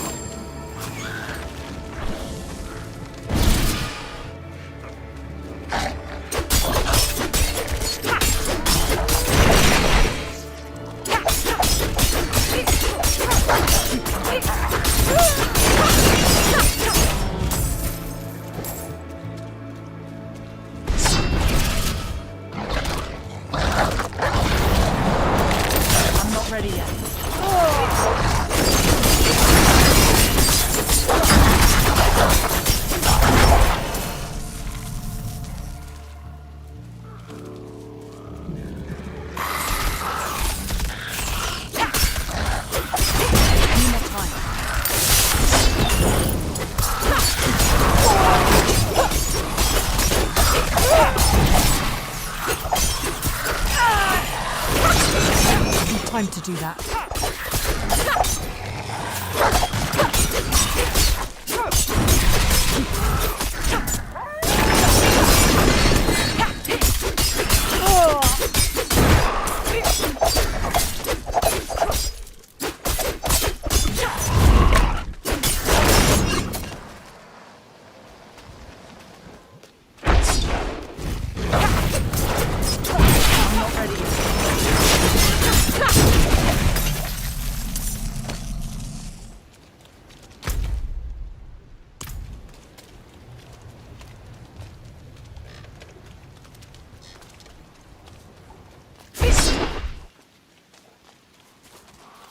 I need more time.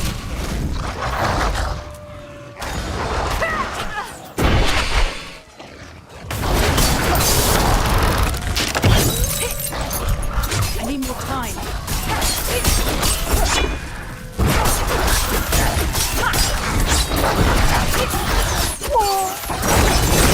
Let's go.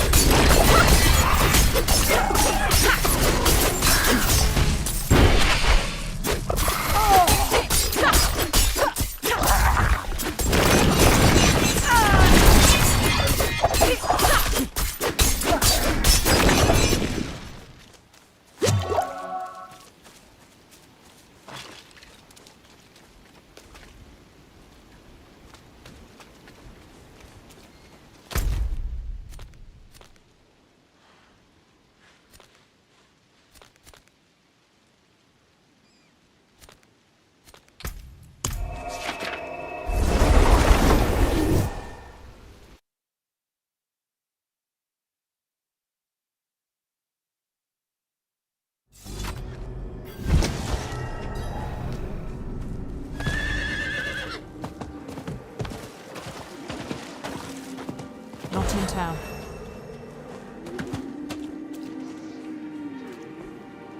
Welcome, Savior. You've stopped Lilith, freed Sanctuary of its supposed shackles.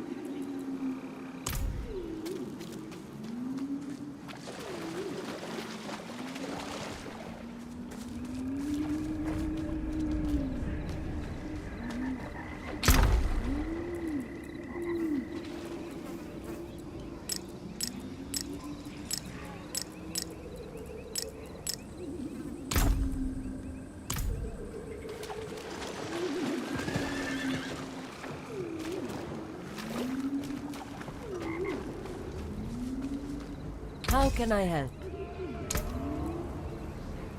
You can still use these.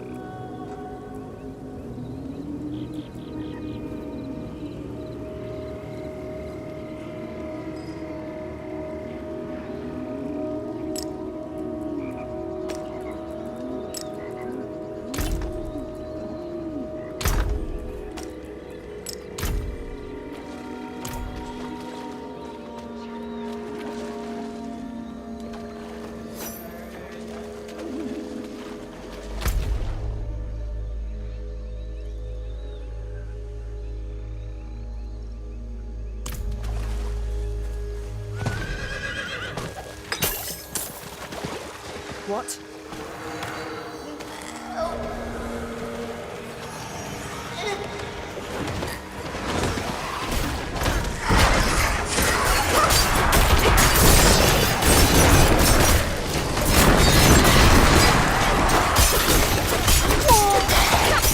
I'm not ready yet.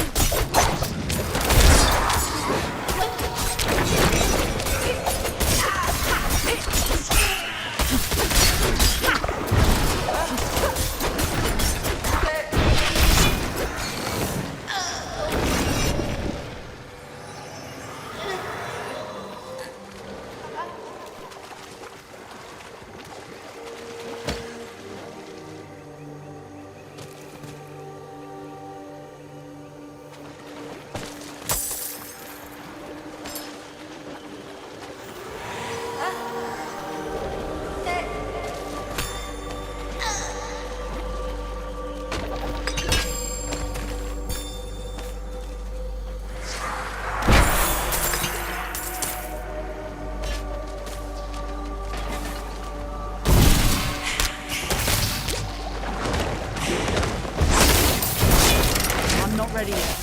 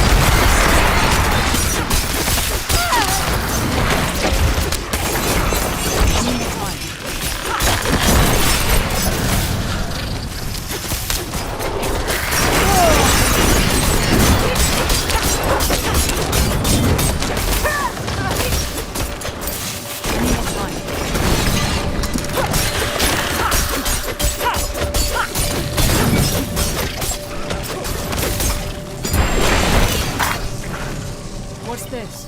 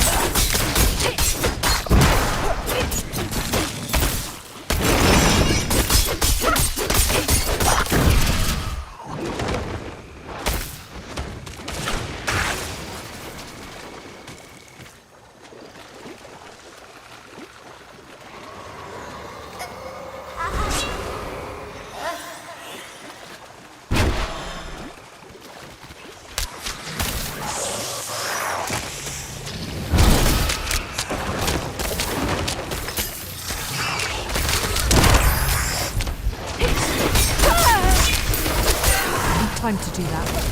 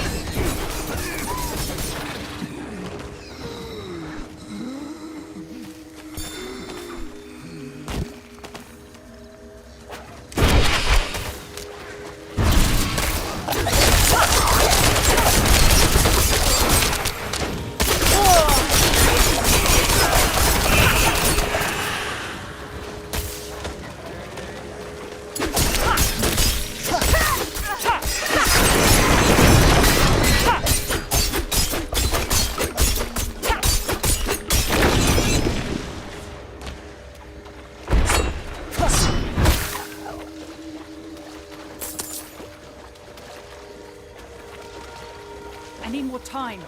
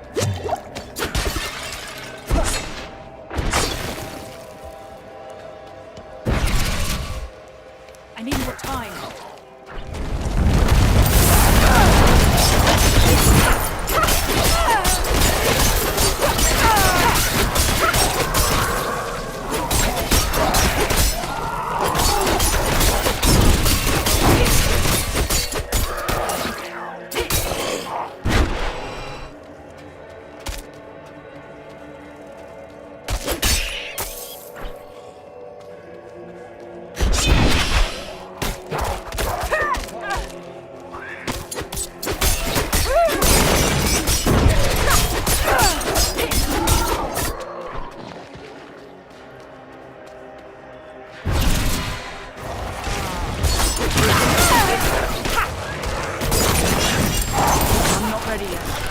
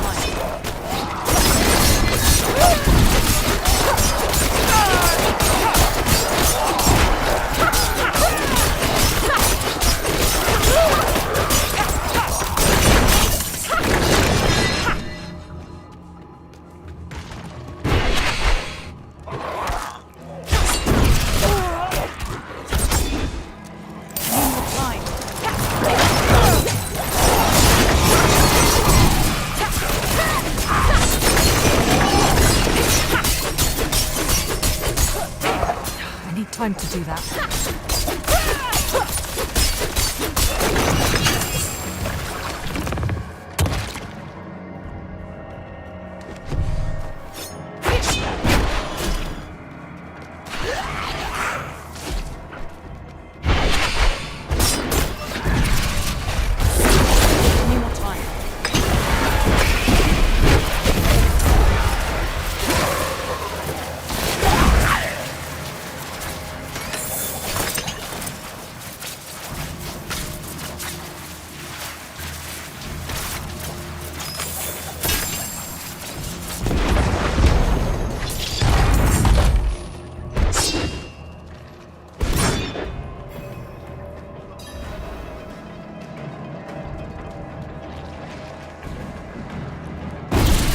Time to do that.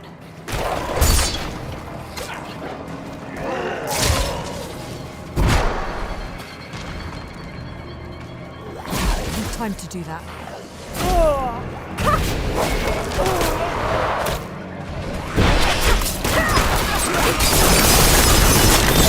Time to do that.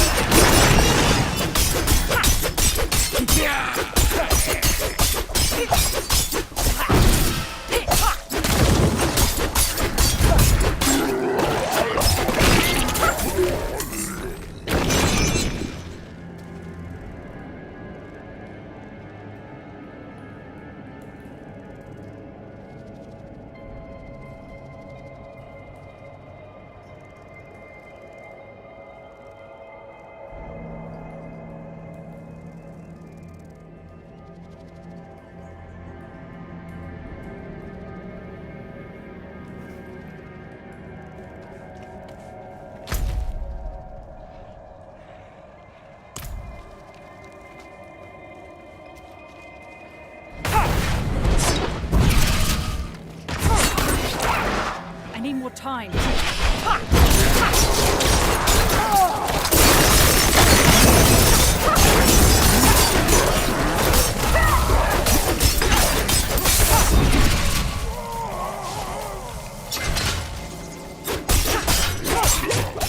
I need time to do that.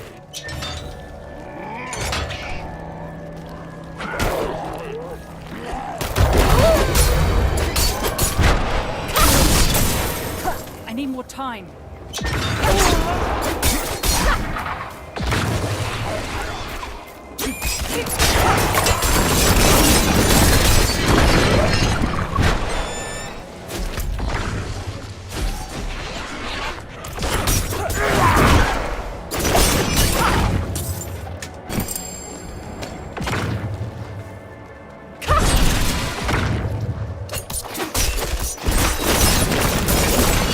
I need more time.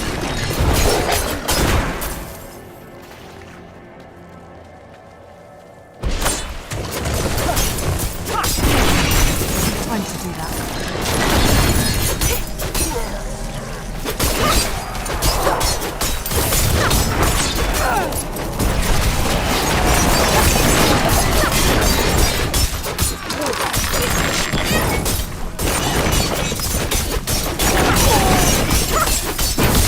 I'm not ready yet.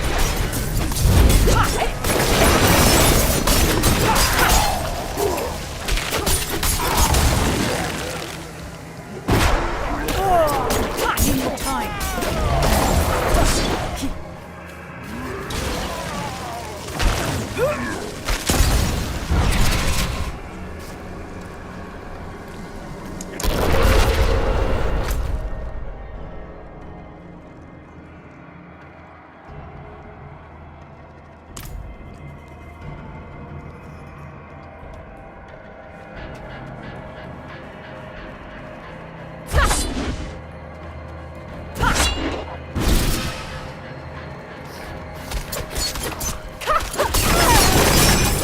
I need time to do that.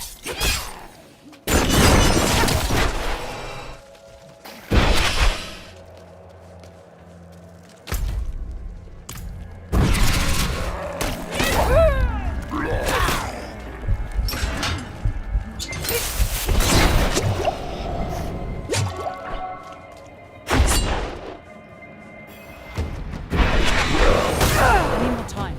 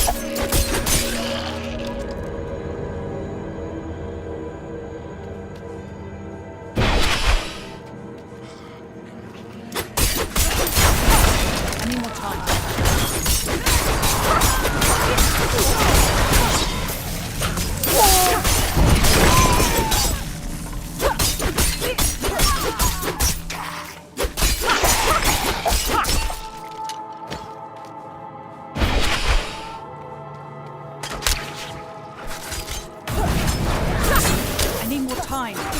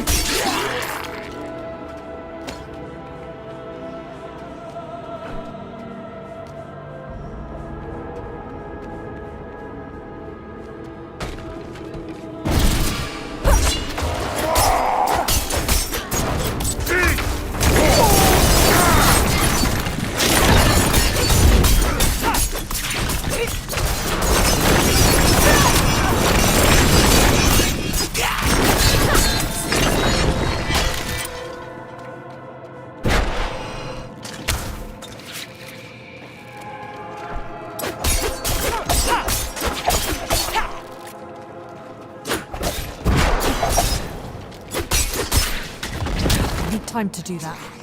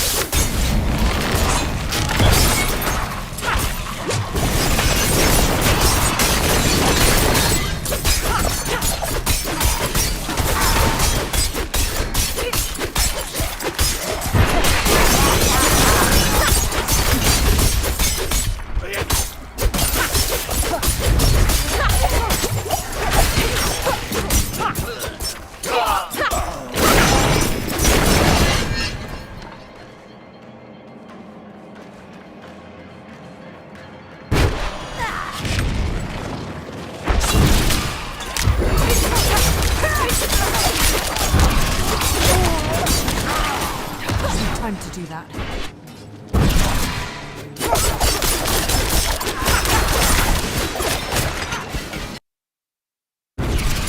I need time to do that.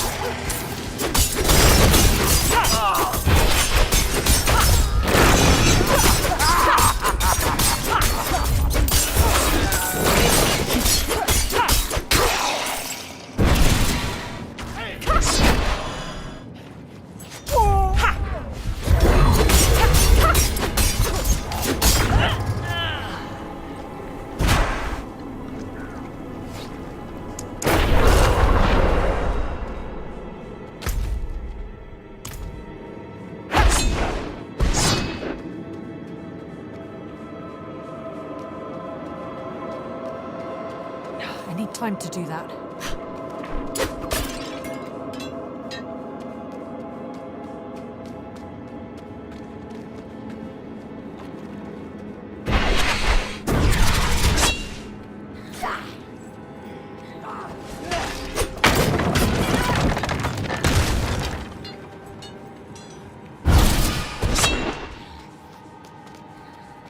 I need time to do that.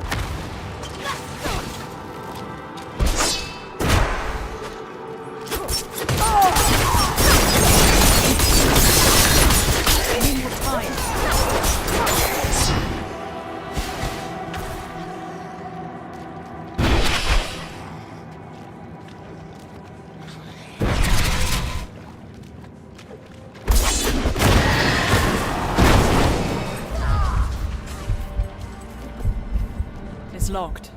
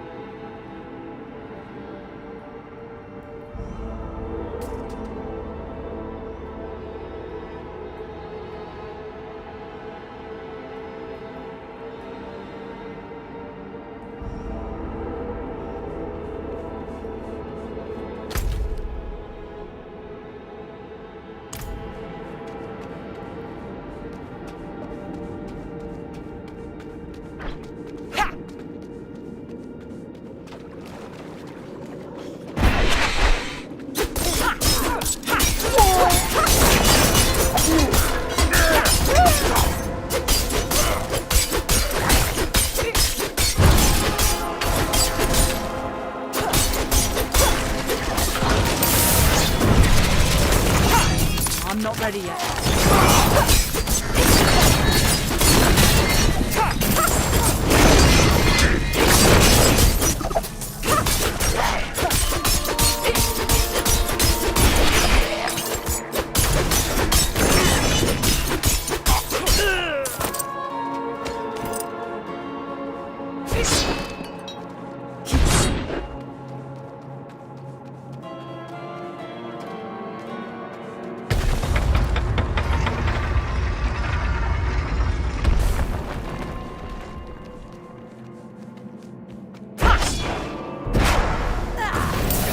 Time to do that.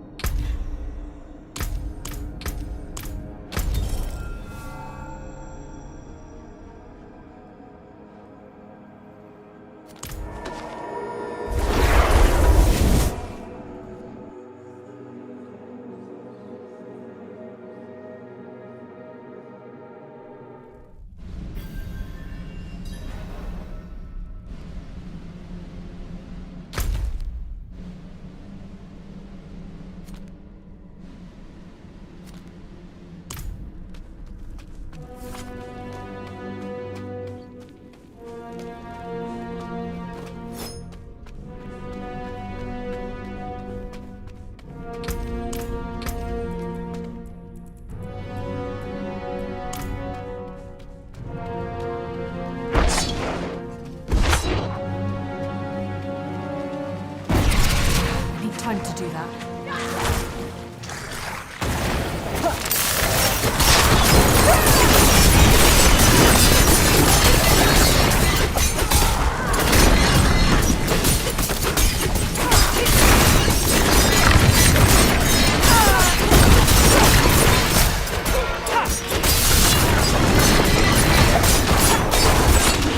I'm not ready yet.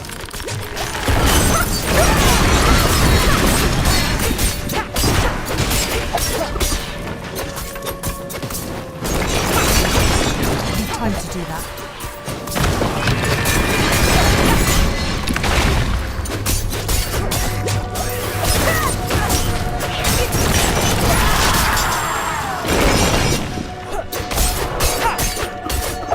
I need more time.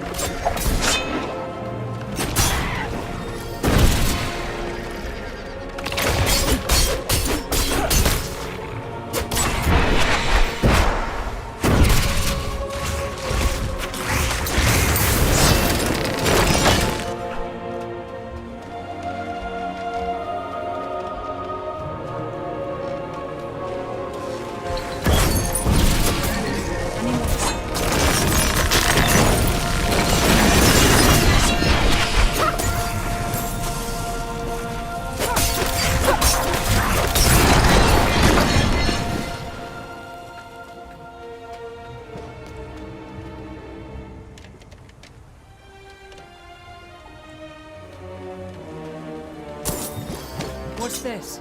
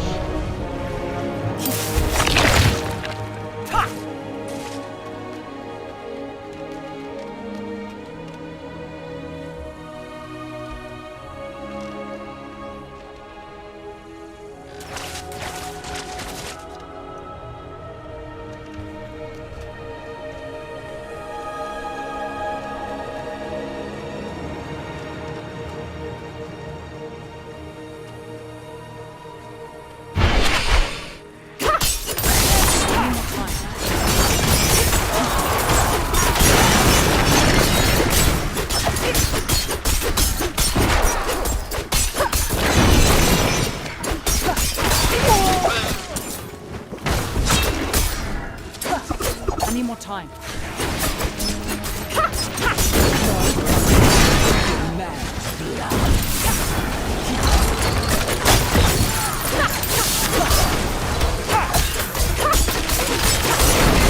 need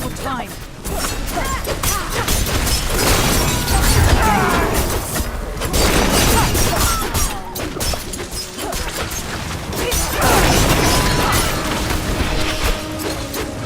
I need more time.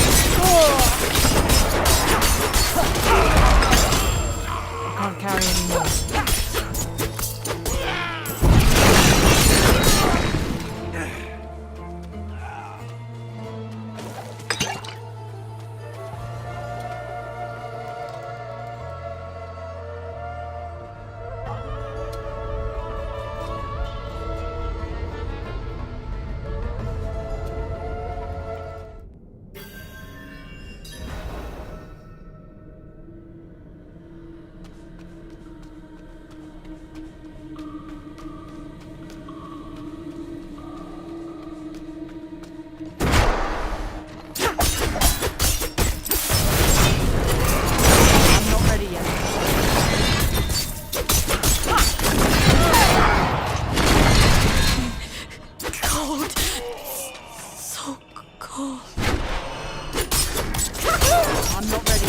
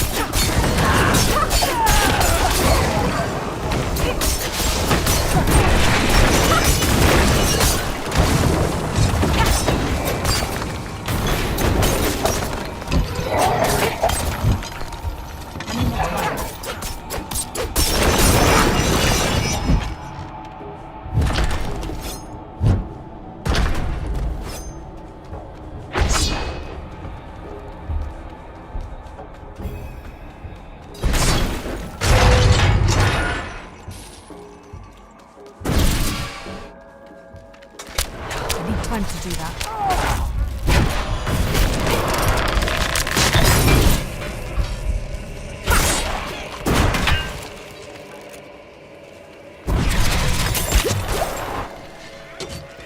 I'm not ready yet.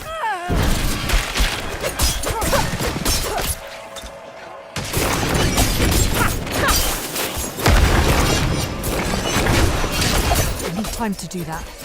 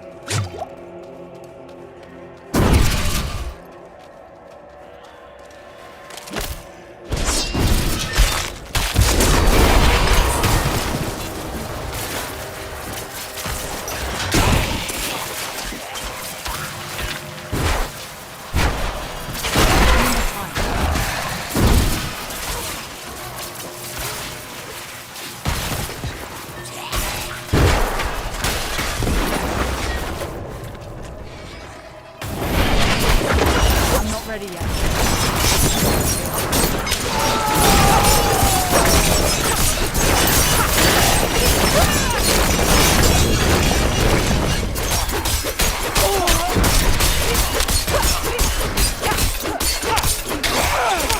My bags are full.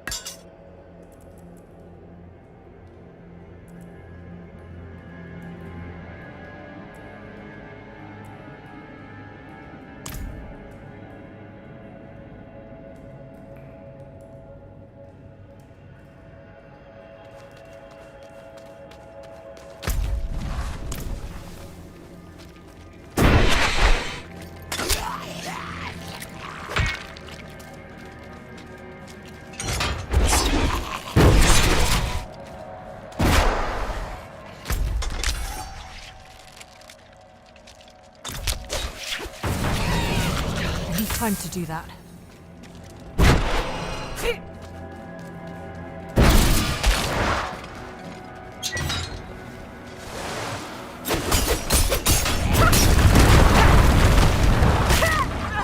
I'm not ready yet.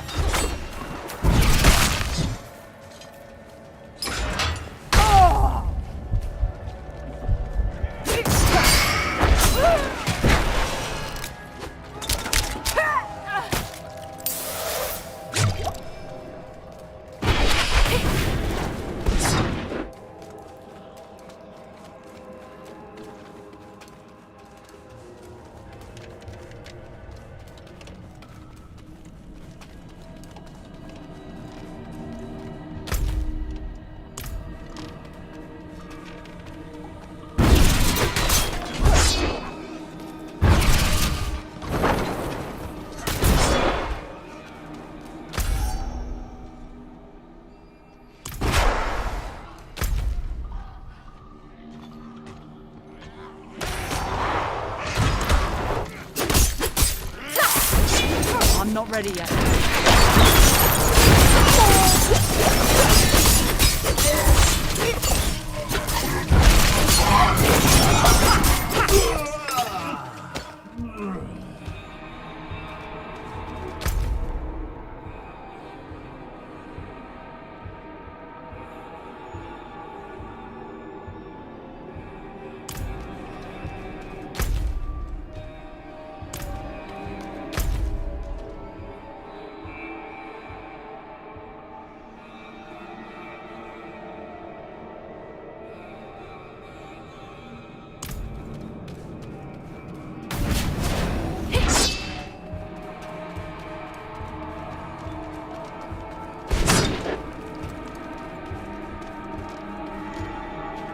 I need time to do that.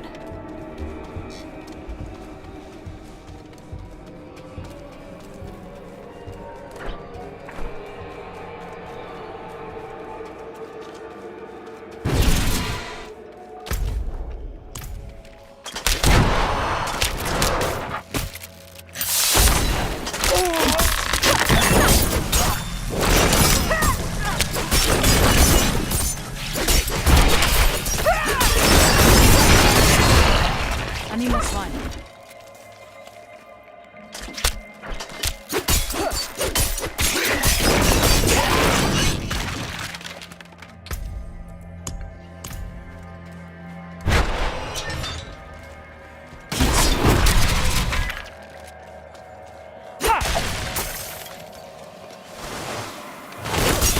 Something feels wrong. The commanders are being quiet on what exactly we're doing. Zakharum completely corrupted. There is nothing good in this place. The church should have raised this on hold again long ago. Only the light preserves.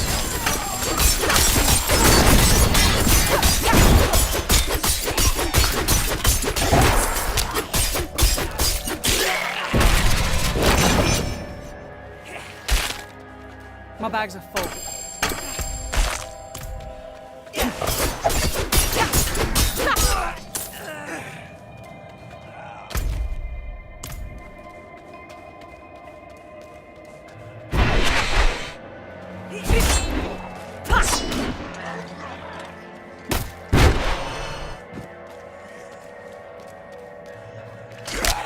I need time to do that.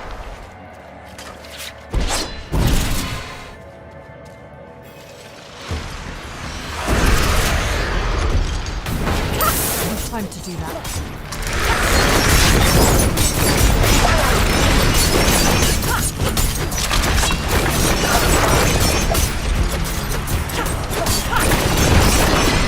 I need time to do that.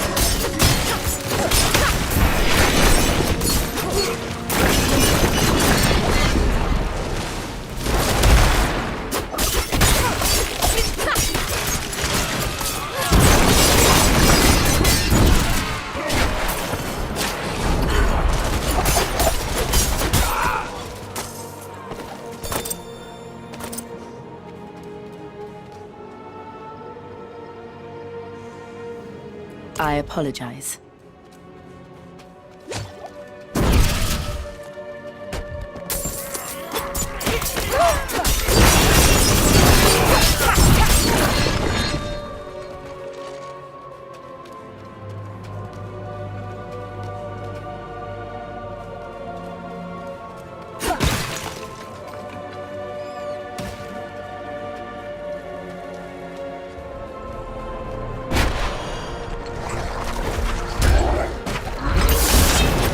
I'm not ready yet.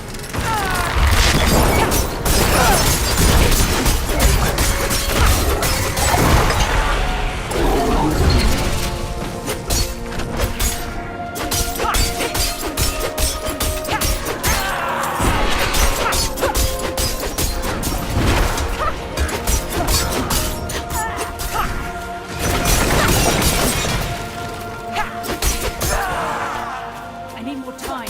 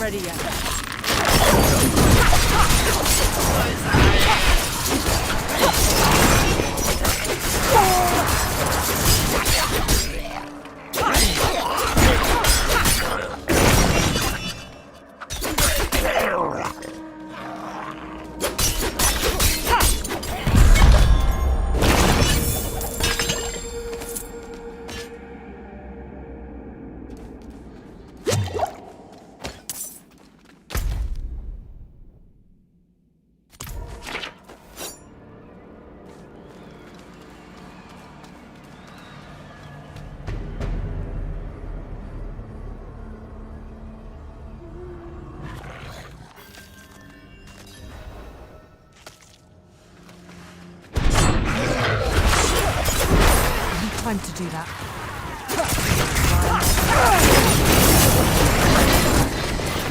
Cold. Please stay. My grandfather was supposed to walk me home.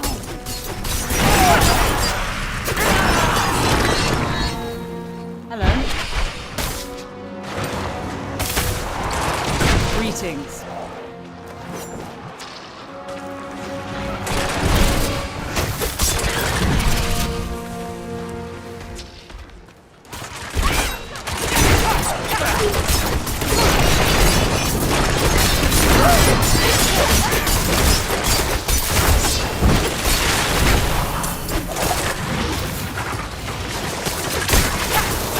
I'm not ready yet.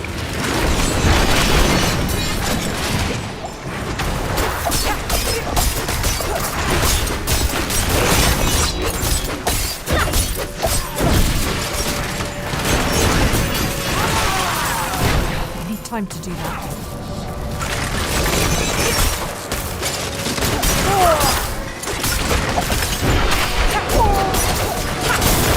I'm not ready yet.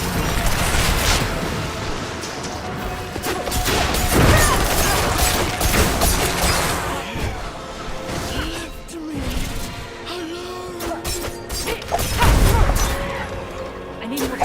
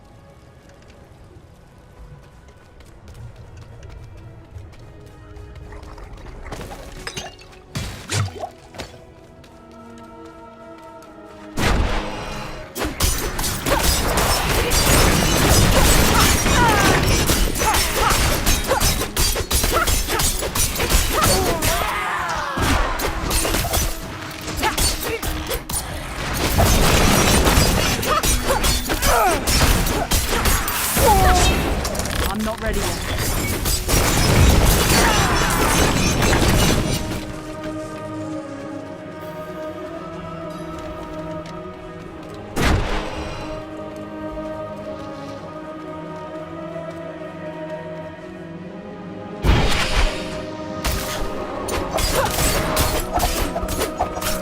I need more time.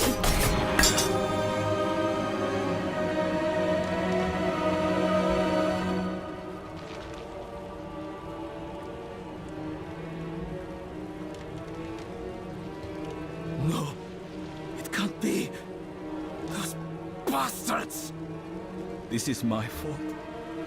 I should never have left them here alone.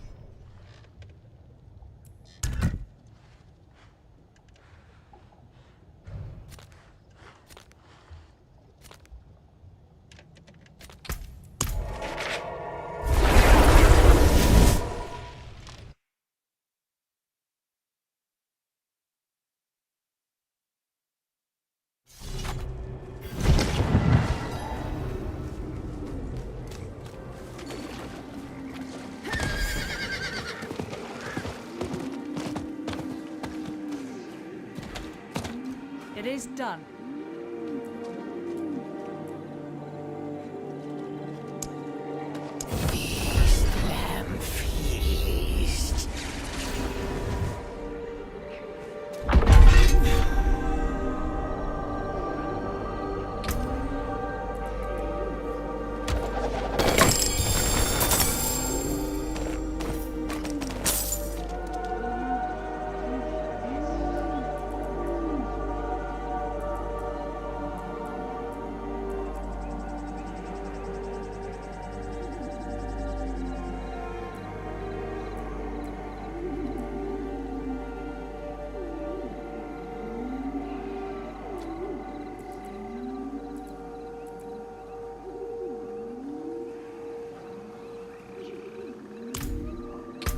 Not in town.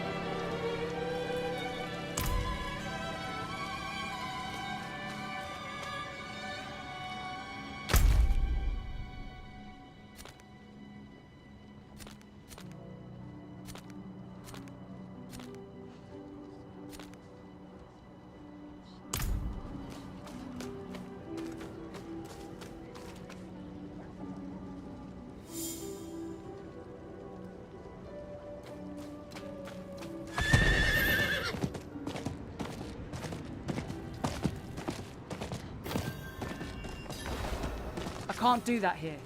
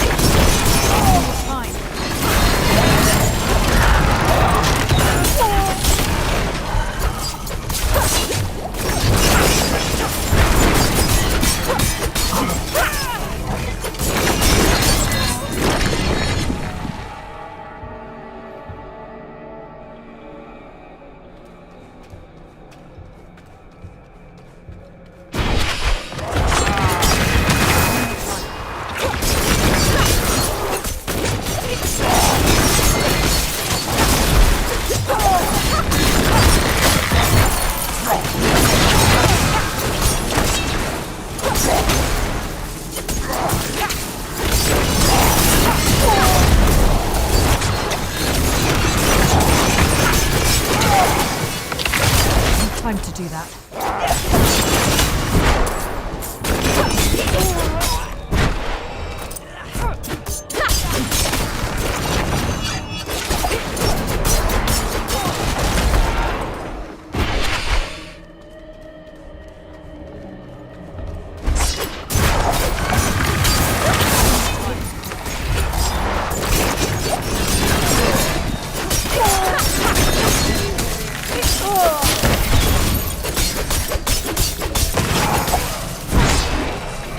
Time to do that.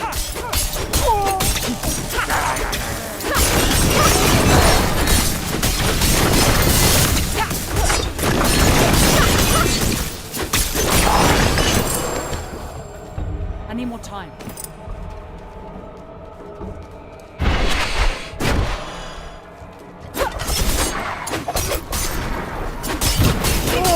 I need time to do that.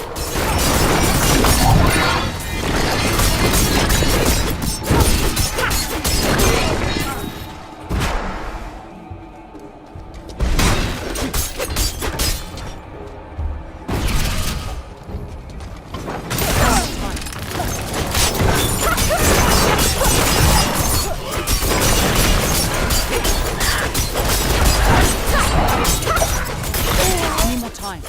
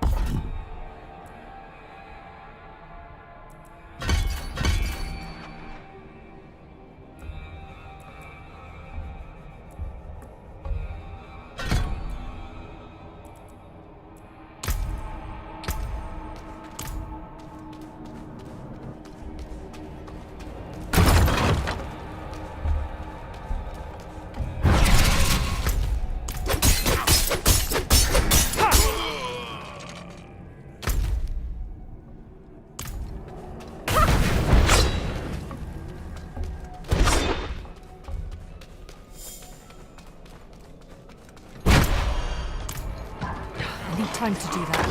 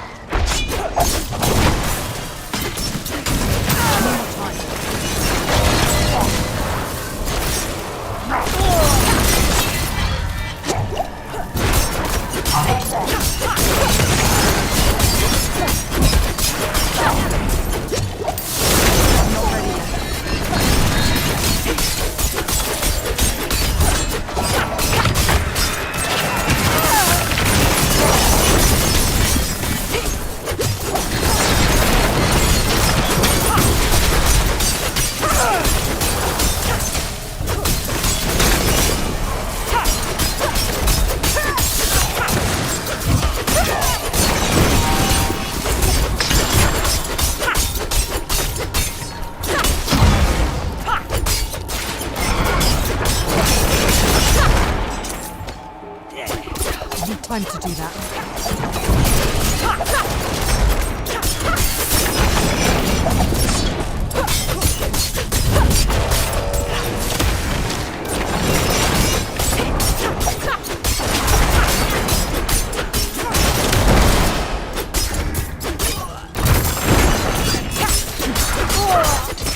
I need more time.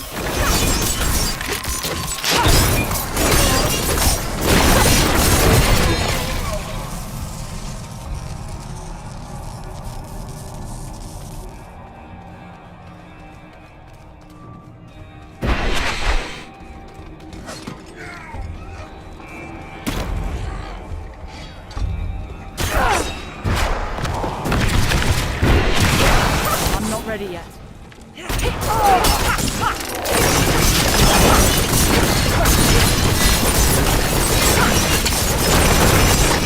I'm trying to do that.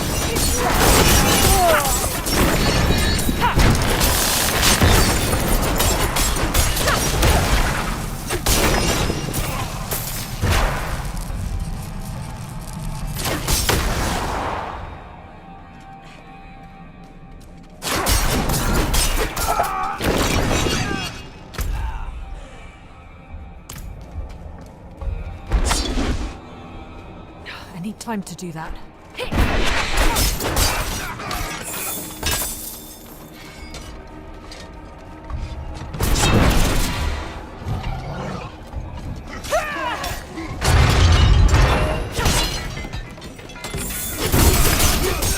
need time to do that.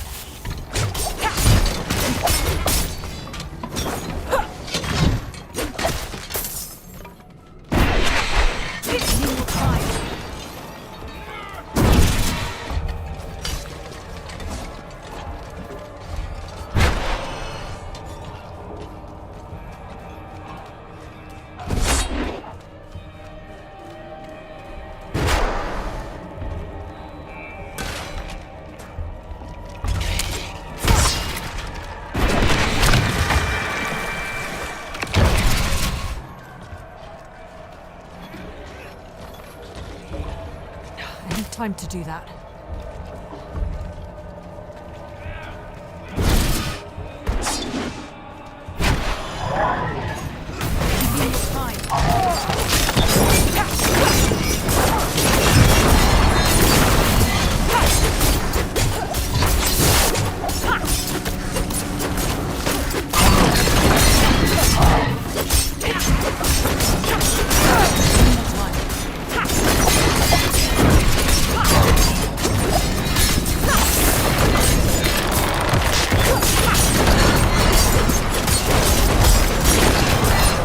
Ready yet.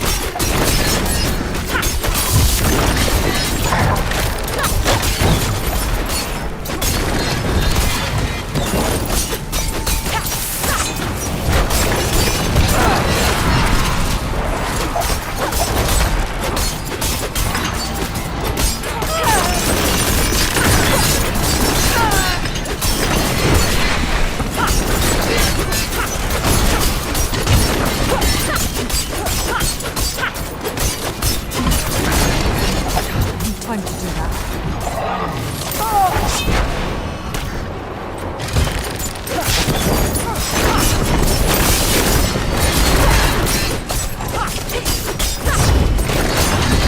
I'm not ready yet.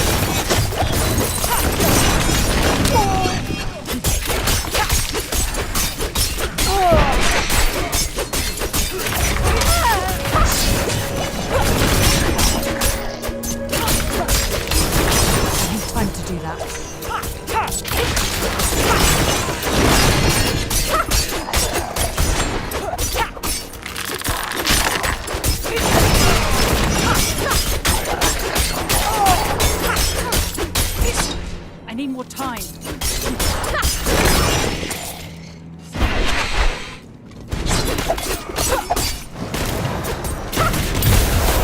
I'm not ready yet.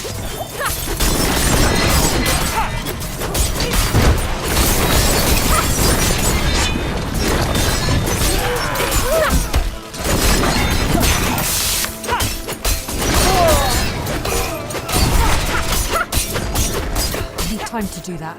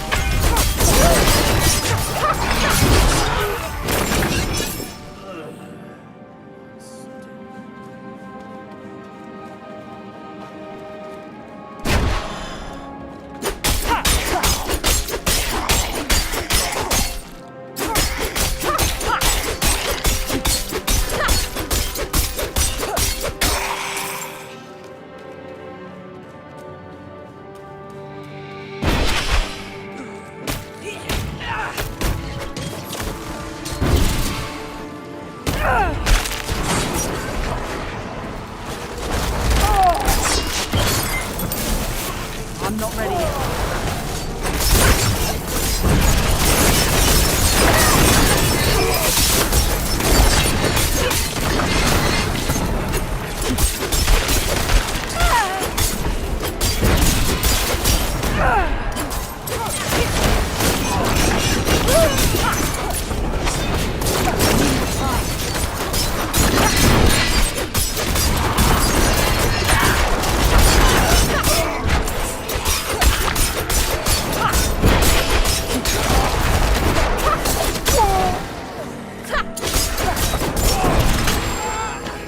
Carrying too much.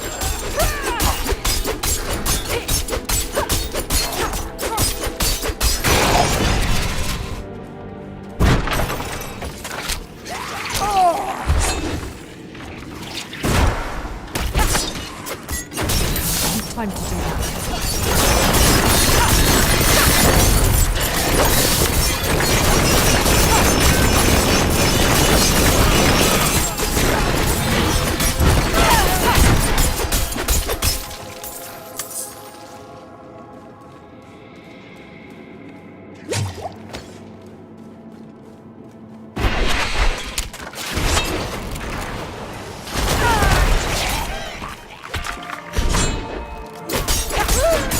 Time to do that.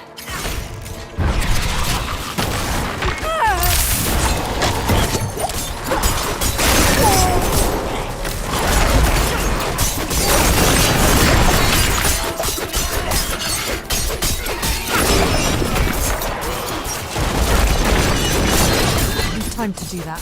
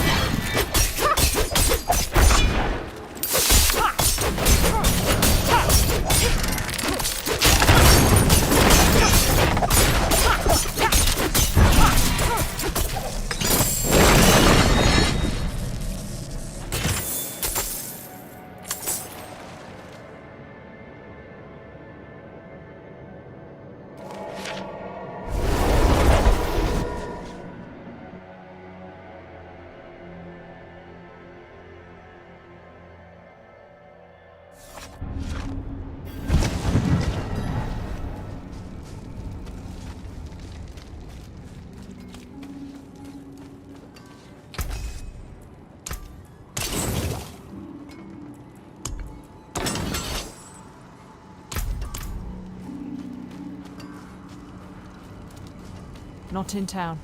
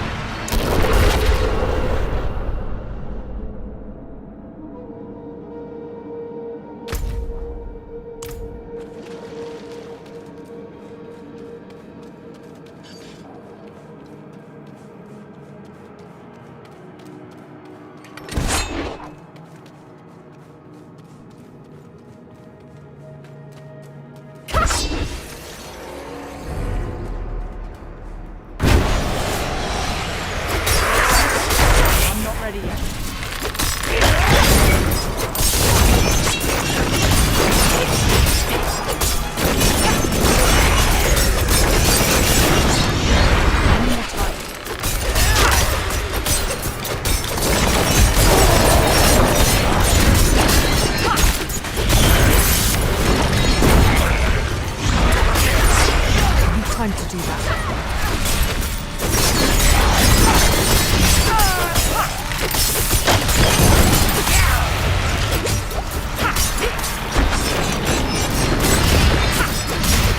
Need more time.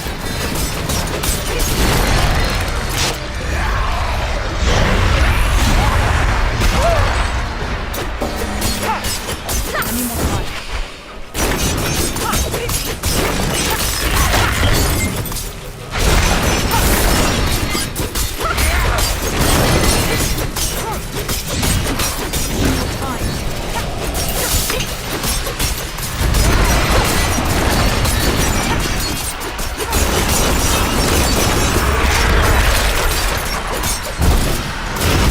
Time to do that.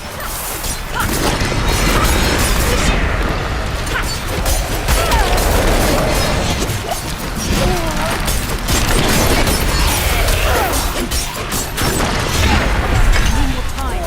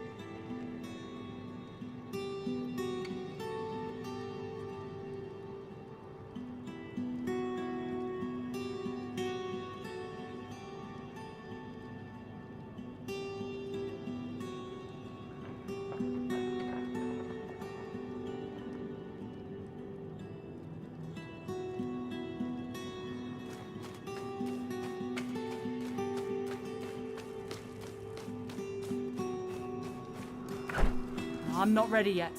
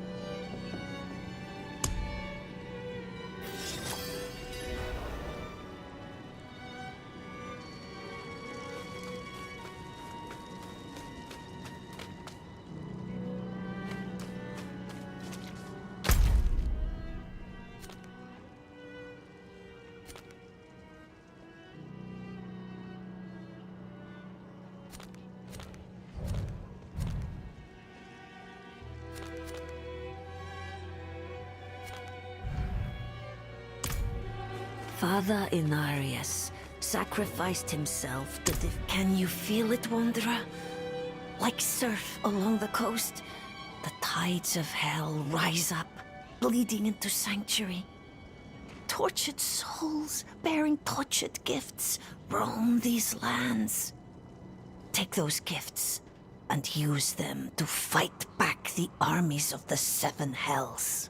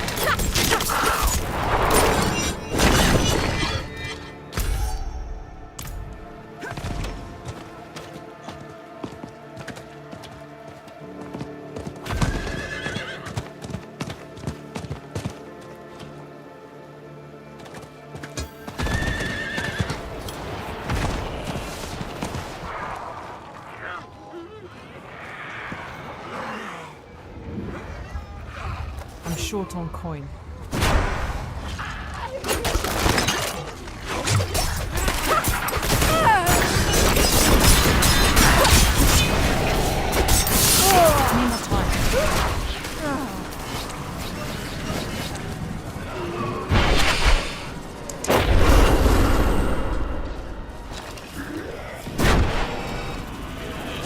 I'm not ready yet.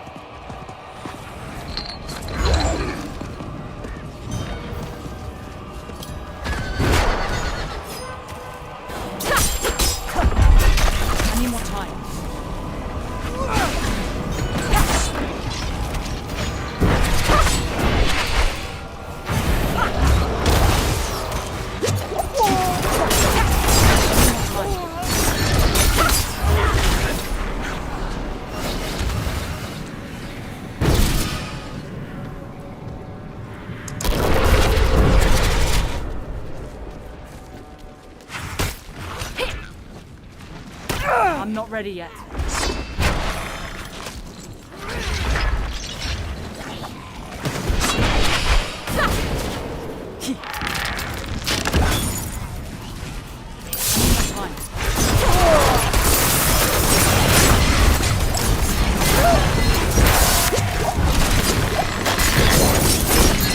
I'm not ready yet.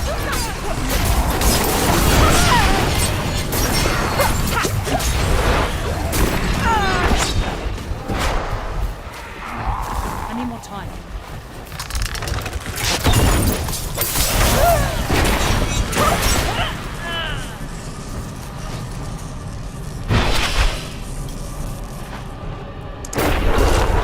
I need more time.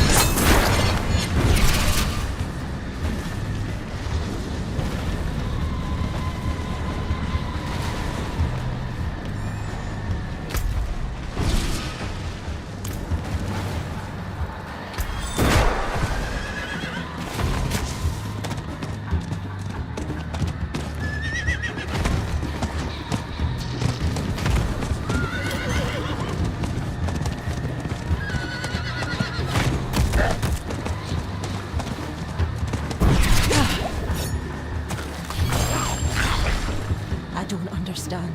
This is too sudden.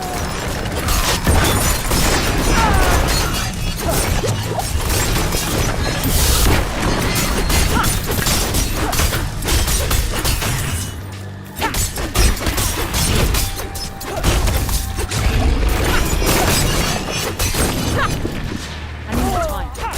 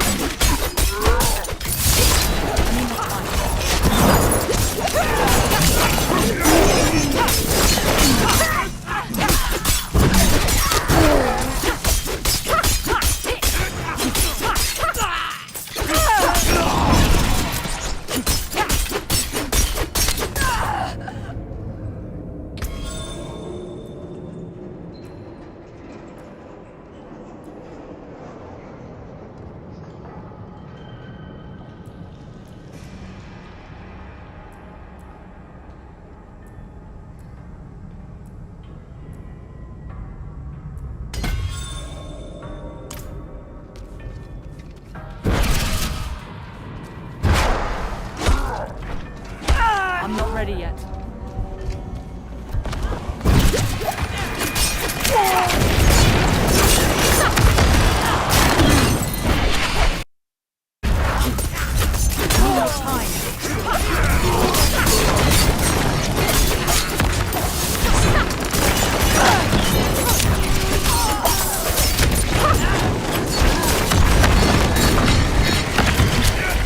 I'm not ready yet.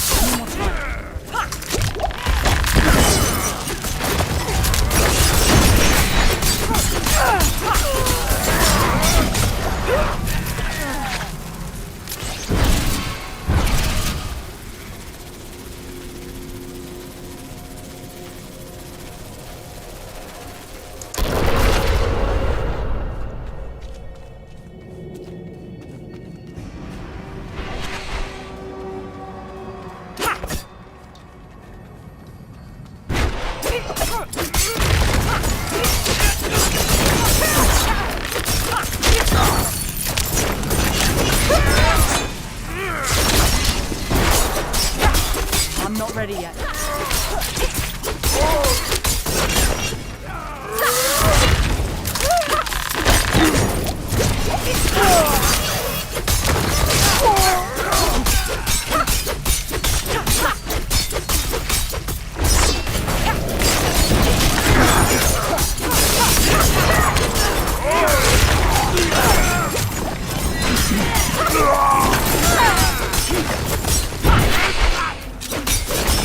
I'm not ready yet.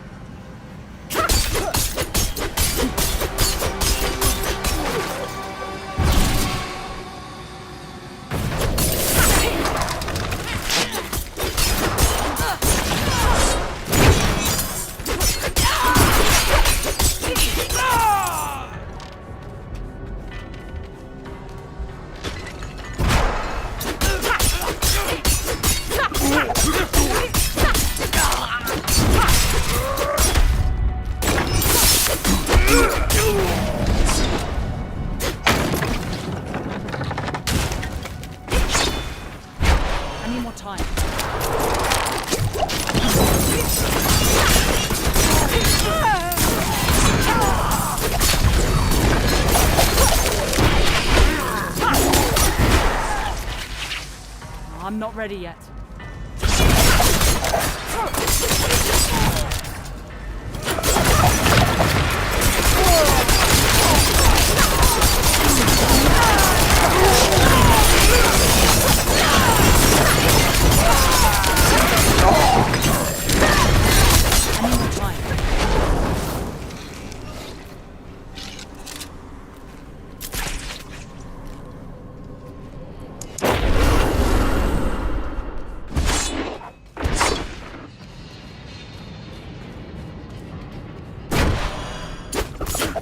Time.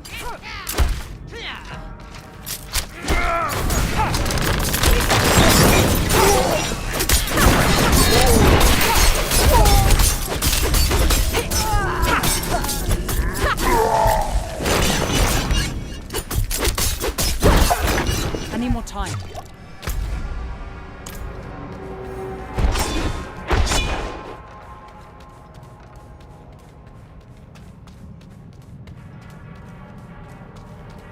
I need time to do that.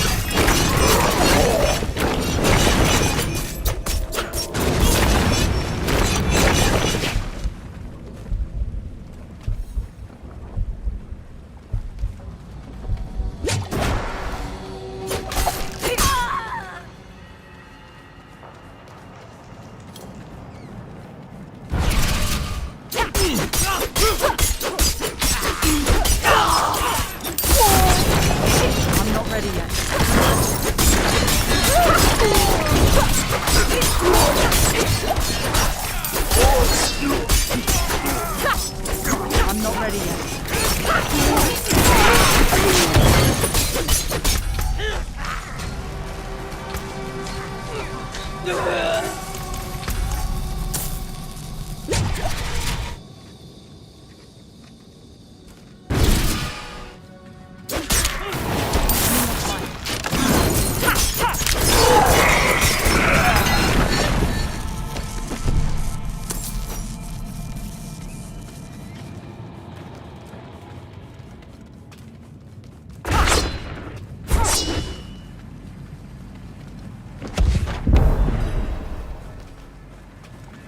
need time to do that.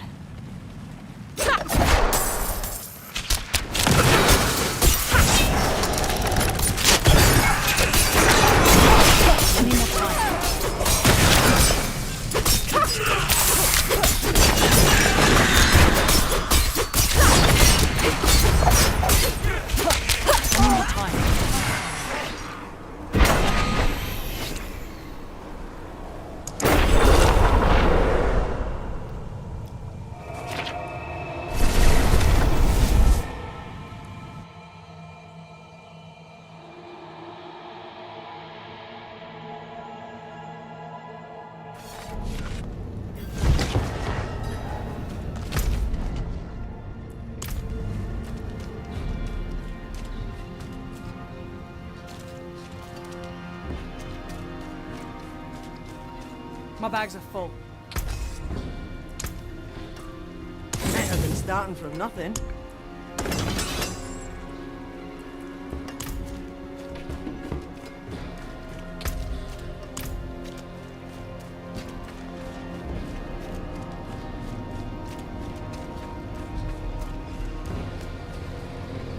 Potent portables. What needs of you?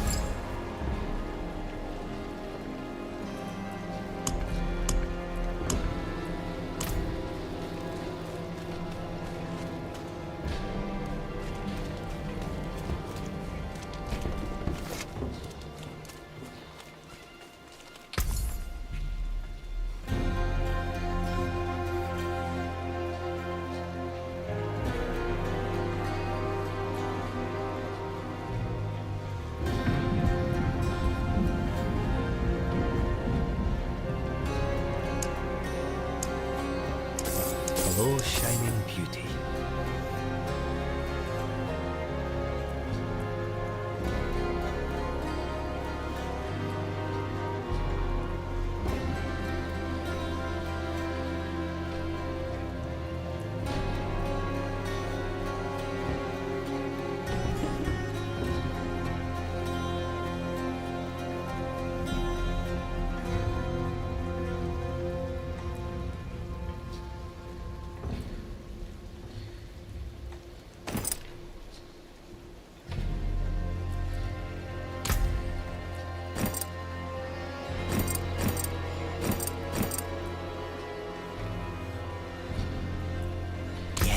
Have a wee gamble.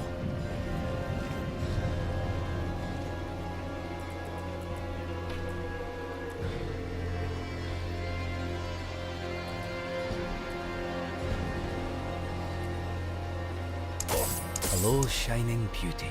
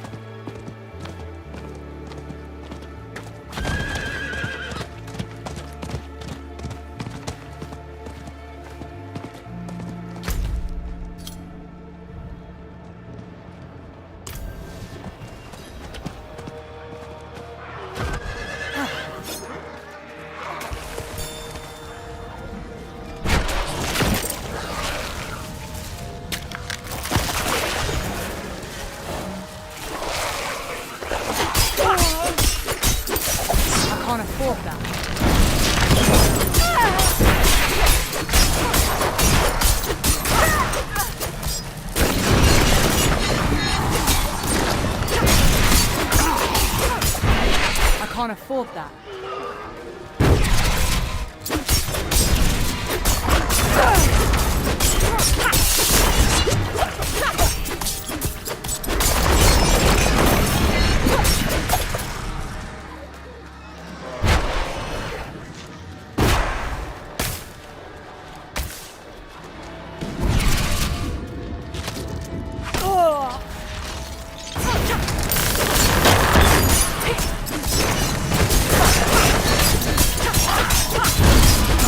I'm not ready yet.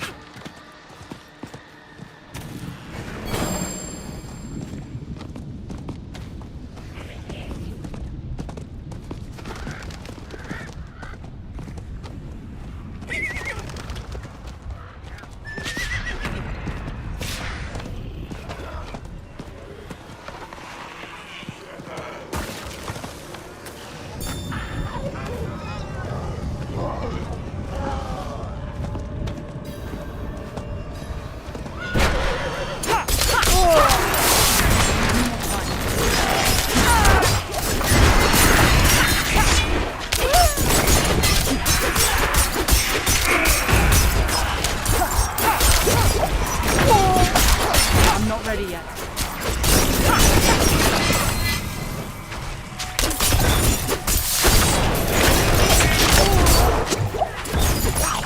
I'm not ready yet.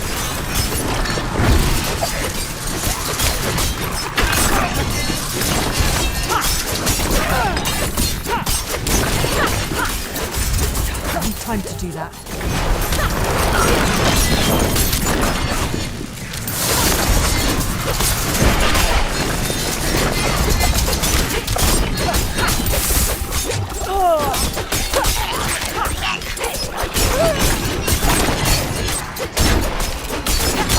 I'm not ready yet.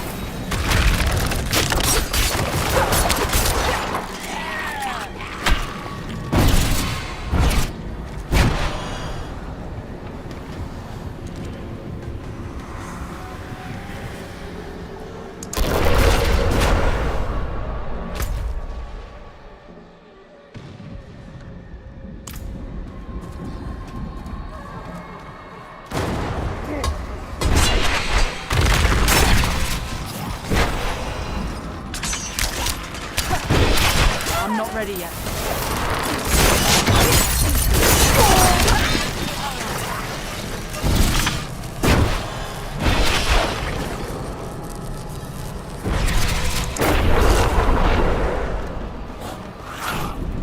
I'm not ready yet.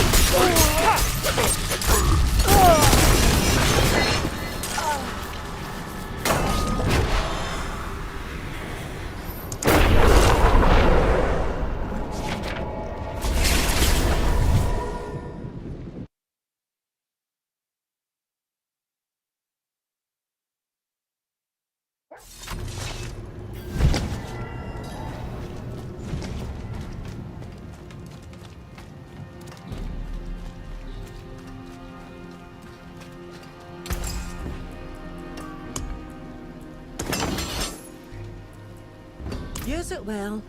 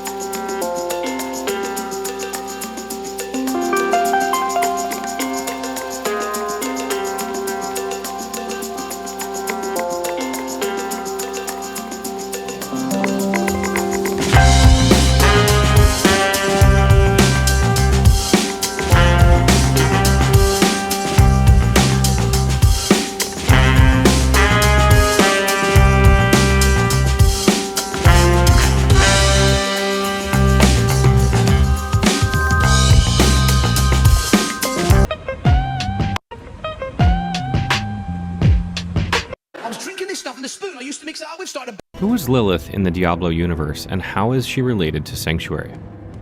Lilith is a demon also known as Queen of the Succubi. She is the daughter of Mephisto, Lord of Hatred, eldest of the 3 Demon Lord brothers, and one of the supreme rulers of Hell. Alongside his younger siblings Baal, Lord of Destruction, and Diablo, Lord of Terror, they embody the Prime Evils, commanders of the demons in the Eternal Conflict, a perpetual war against the angels. However, Lilith's view on the Eternal Conflict is radically different than that of the Prime Evils, as she disregards such war as futile, with its only achievement being turning everything to ash. Instead, Lilith conspired with a like-minded angel named Inarius as they both led a rogue faction to steal the Worldstone, a remnant of the universe's pure antecessor with the power to shape reality. This relic was concealed within its own universe, one in which Lilith and Inarius would live, creating a world of refuge around it, away from the wars of the Eternal Conflict, a world called Sanctuary. Who is Lilith in the Diablo universe? So to all my beautiful alt babies, do you want like a phone case that's like really cute but creepy at the exact same? This rapid drinks cooler has got thousands of likes and claims to be able to take a can from room to fridge temperature in just 1 minute. I bought one to test to see if this is actually true. First, I found a can at room temperature. Papa? Not it! No, Jeremy, you can't eat that! Here's a massage technique I use on old. A young man goes into a drugstore to buy condoms. The pharmacist asks how many. Well, he said, I've been seeing this girl for a while and she's really hot. I think tonight's the night.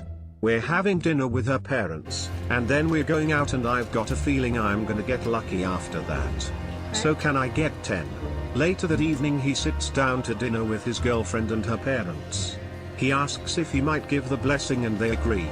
He begins the prayer, but continues praying for several minutes. The girl leans over to him and says, "You never told me that you were such a religious person." The boy leans over to her and whispers, "You never told me that your father is a pharmacist." A young man goes into a drugstore to buy condoms. The pharmacist asks how many. Well, he said, I've been seeing this girl for a while and she's really hot. I think tonight's the night. We're having dinner with her parents, and then we're going out and I've got a feeling I'm gonna get lucky after that. So can I get 10? Later that evening he sits down to dinner with his girlfriend and her parents. He asks if he might give the blessing and they agree. He begins the prayer, but continues praying for several minutes. The girl leans over to him and says, "You never told me that you were such a religious person." The boy leans over to her and whispers, "You never told me that your father is a pharmacist."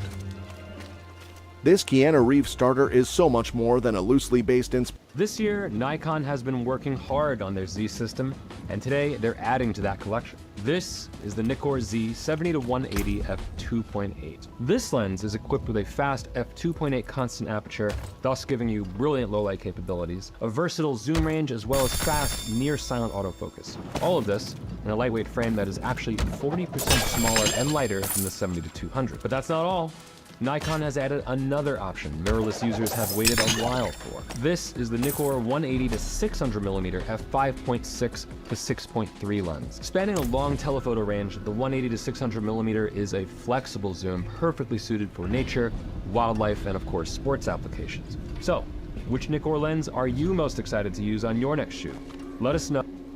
I was riding shotgun with I bet he doesn't know this SMG is a triple burst. I'm gonna predict the future here. He's gonna get in a fight with this triple burst SMG, and he's gonna lose his shit.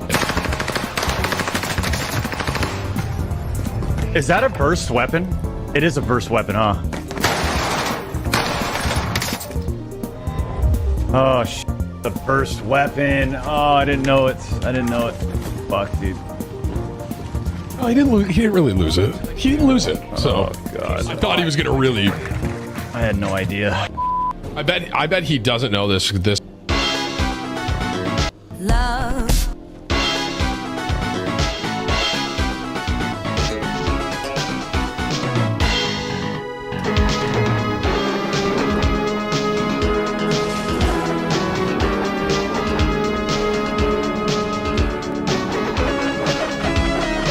love. Okay. But have you tried first things you had to do when you showed up to SEAL training was you had to swim 50 meters in a pool. So jump in, swim 25 meters to one end, 25 meters back. Story goes, this kid shows up, it's his turn to swim. He jumped into the pool, sinks right to the bottom, and starts walking across the bottom of the pool to one end. Walks across the bottom of the pool back to the other end, comes up, he's gasping for air, nearly drowning. The instructor looks at him and says, what the hell are you doing? And the kid, who's trying to still catch his breath, looks at the instructor and says, I'm sorry, instructor, I don't know how to swim. And the instructor pauses for a second and looks at the kid and says, that's okay, we can teach you how to swim, right? And the whole point of that is that the instructor knew that this kid had the qualities, the attributes, whatever you want to call it, to show up to Navy SEAL training, one of the most elite maritime units on the planet, and he didn't know how to swim. He had everything inside of him that we needed for him to be a Navy SEAL. Teaching him the skill of swimming was going to be the easy part. The first things you had to do when you showed up to SEAL training was you had to swim 50 meters in a pool. So jump in, swim 25 meters to one end, 25 meters back. Story goes, this kid shows up, it's his turn to swim. He jumped into the pool, sinks right to the bottom, and starts walking across the bottom of the pool to one end. Walks across the bottom of the pool back to the other end, comes up, he's gasping for air,